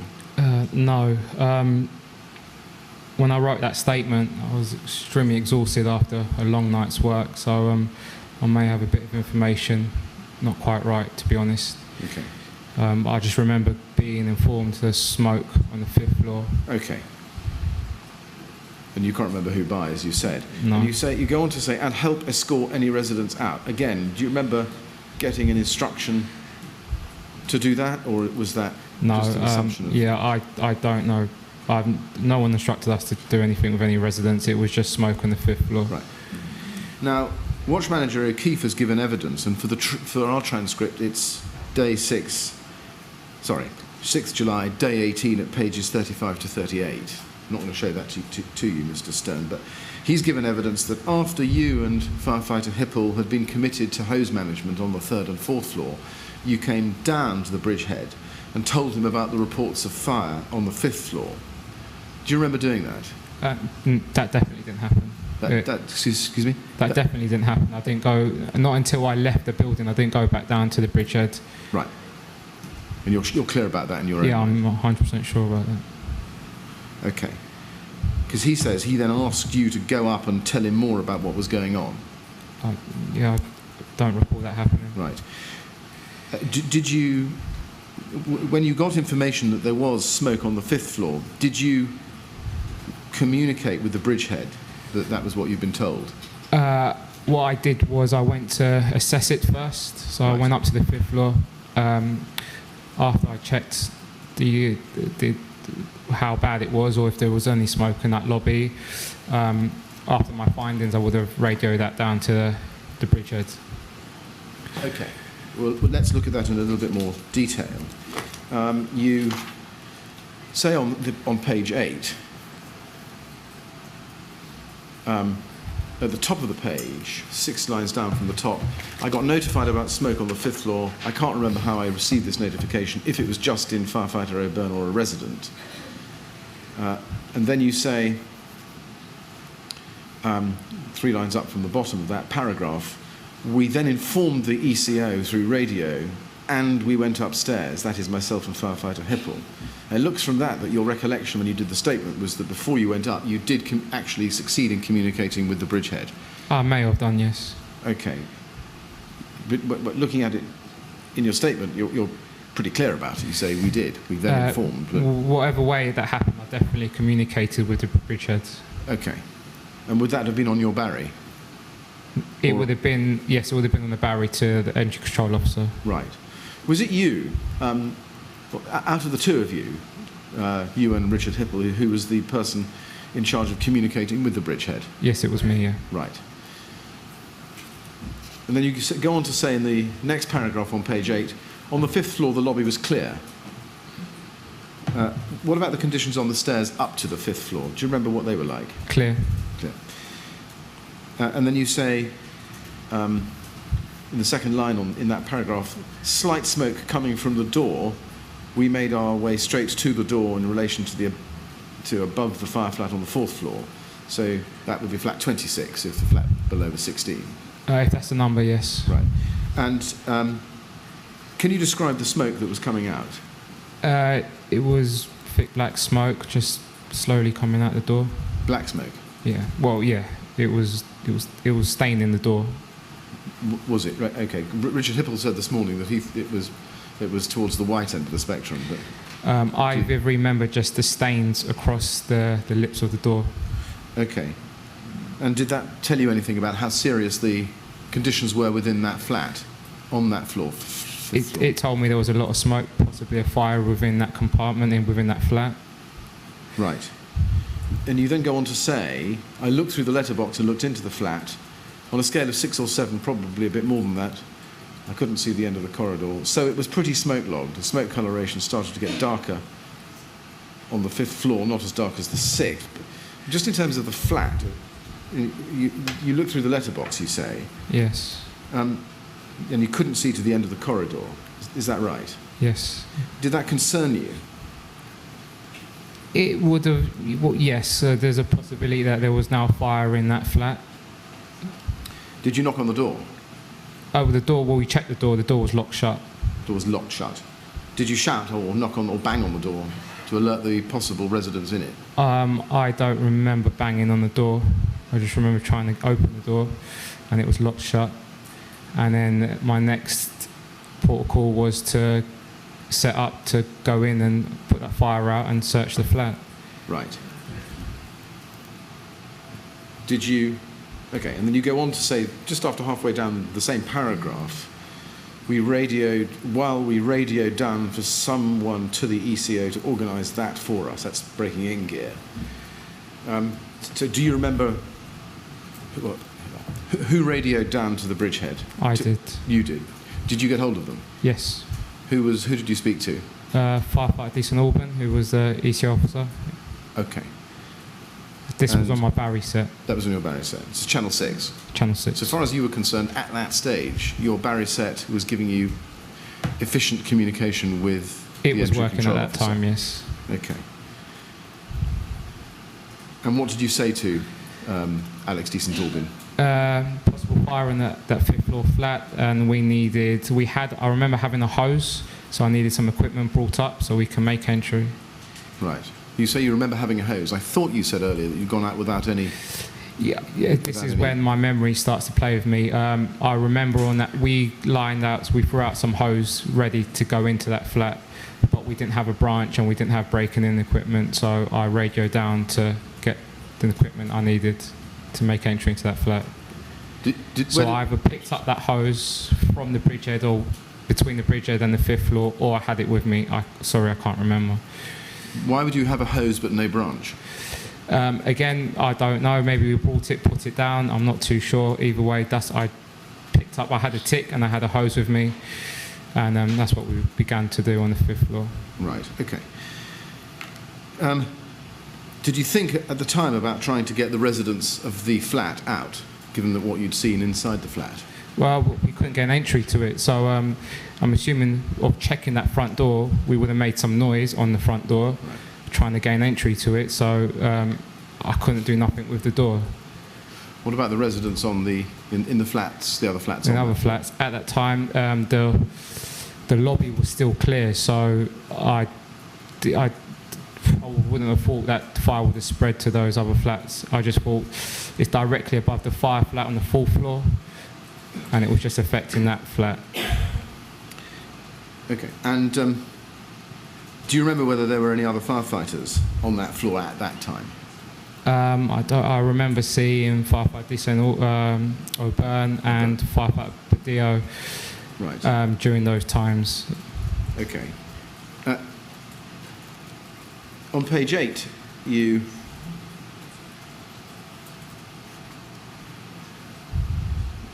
Sorry, let me pick this up at the bottom of page 7.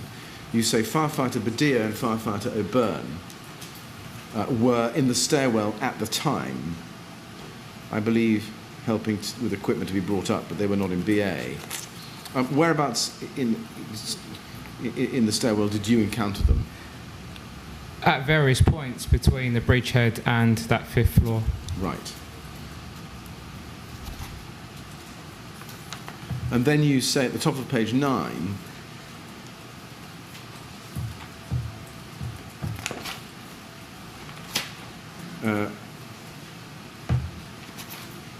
while you were waiting with Richard Hippel for the equipment,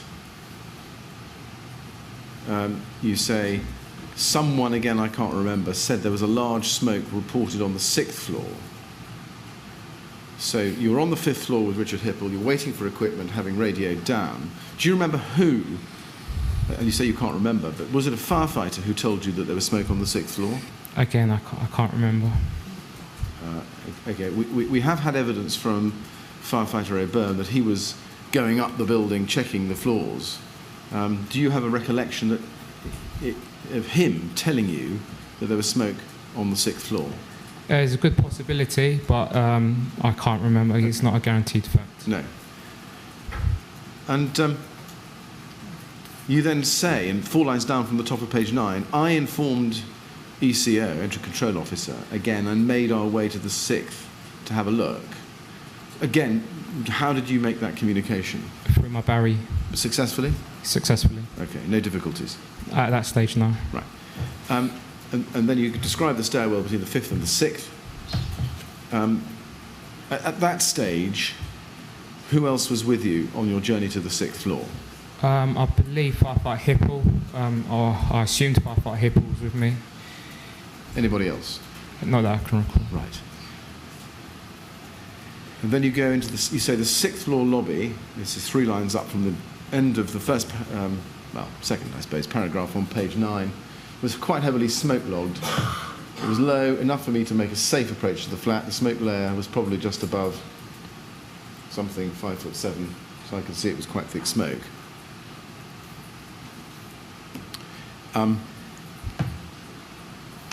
Did that concern you? Yes. And did you communicate your concern to anybody? To the ECO, to the bridgehead. So, and again, who was that? Alex? It would have gone through the ECO. Alex, this is not all. Okay.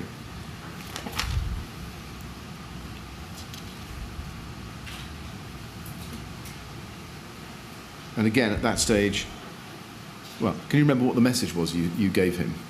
Again, smoke and possible fire on the 6th floor, and I needed a crew with firefighting media and breaking in gear to be brought up to the 6th floor. Right.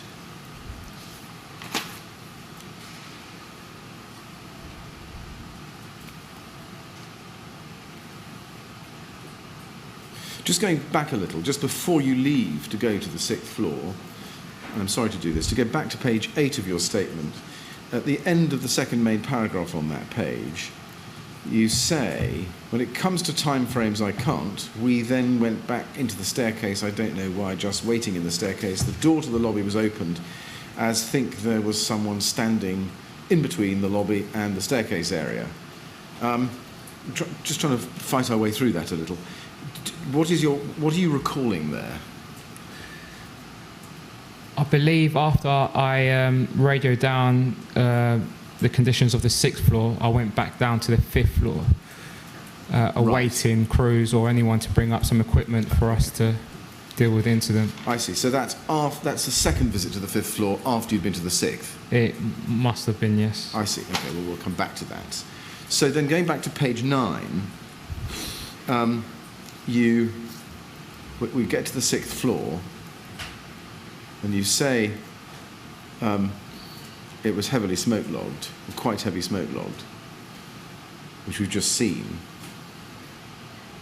And in the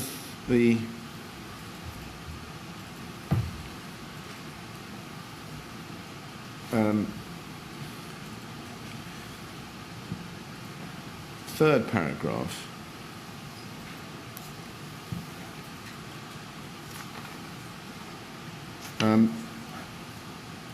well, let me ask it without reference to your statement. You say, yeah, you think the fire might have jumped. Is that right? I'm assuming the fire would have spread, yeah. Yeah, sorry, I was trying to do this without having found the spot in your statement, but I've got it. Page 9, first sentence of the second paragraph. My initial thoughts were maybe the fire had jumped, maybe there was a window opened, and it had actually breached into the 6th floor flat. Did you think about how the fire could have jumped? Again, probably through an open window. Did you have any thoughts at the time about the possibility of external fire spread? Well, it would have to spread externally up through an open window. The reason why I had that initial thought is we've just been on the 4th floor, the lobby wasn't smoke logged. Just been on the 5th floor, yes. The lobby wasn't smoke logged, and on the 6th floor, the lobby was smoke logged. Yes. So it just didn't make any sense. So I assumed that maybe the fire had jumped the 5th floor and caused more damage to the 6th floor flat, which initially got a little bit more smoke in that lobby area. Right.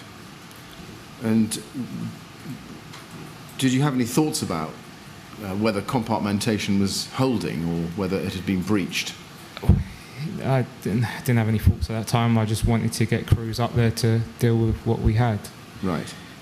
Did you have any thoughts about whether you needed to be telling residents on the 6th floor that you just arrived on to leave the building? My initial thoughts was just to get firefighters with equipment up to those flats. Right. Now, on page 9 of your statement, in the third paragraph,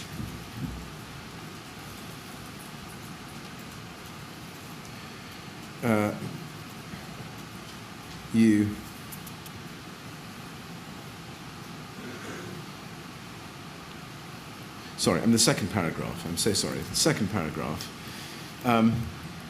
you say in the middle of that paragraph that you opened the door of a flat immediately above the fire flat on the 4th floor. So I checked the door, it was closed but unlocked, so I opened it and had a quick peek. That was the 6th floor? Yes, exactly. It was heavily smoke logged. Did you call out inside the flat to see if anybody was inside? No. Do you remember whether you told anybody on that floor to run? No. No. Was the smoke logging in that flat heavier than the flat that you looked into on the 5th floor? Yes. Could you describe it? It was thick black smoke, floor to ceiling.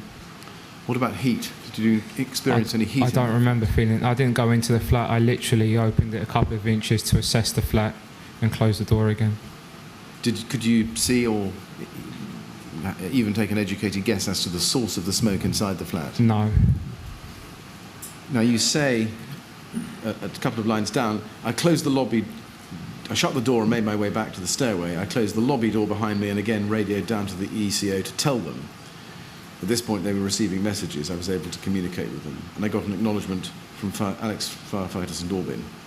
Just on that, what did you say to him? Do you know? There was a fire, or smoke and possible fire on the 6th floor, and needed BA crews with firefighter media and breaking. Well, I didn't need breaking with firefighter media Right. up onto that floor. Did you express any concern to Alex St Dorby? I said it as a matter of urgency. Right. Now, forgive me for this, but Watch Manager O'Keefe recalls receiving a message, he says from you, over the radio, saying, it's fucked, it's going, it's completely smoked out on this floor. Do you think that you did send him a message like that? No, I wouldn't have sent a message like that. No, wasn't me. No. You then say in the same paragraph on page 9, firefighter Hippel, this is 4 lines up from the end, went back down to the 5th. Do you remember that, or are you assuming that? I'm assuming because that's when I saw him next, when Right. I came out of the lobby and went back down to the 5th. When you came out of the lobby, did you see anybody? No, Right. When you came back out, what were the conditions like in the stairwell at that point? still clear. Still clear. Right. So no change. In the stairwell, no change. No change. Right. That takes us back down to the 5th floor, and Mr. Chairman, it's just past 1 o'clock. For me personally a convenient moment. It may be convenient. Yeah, I was to letting you witness as run well. on to see if you got to a convenient point. Yes. Well, that was a success then. Glad to say you have. Yes. Can we? Yes, I'm in your hands, and we're doing well. I think it'd be sensible to break there. May I ask that we resume after 1 hour? We do have a witness after. I know we do. It's Watch Manager It Stern. tends to be convenient to time ourselves by reference to something very concrete on the clock. So 2:05. If I say 3 minutes past 2, it's always. Well, that's true. tricky. So I'm going to say 2:05. We're going to have a break now, Mr. Stern, until 2:05. Okay. So you get a chance to get some lunch. Can you please not talk to anyone about your evidence or anything to do with it over the break? And we'll be back at 2:05. All right?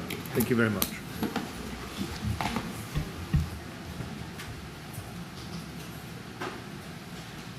Good. 2:05 then, please. Yeah.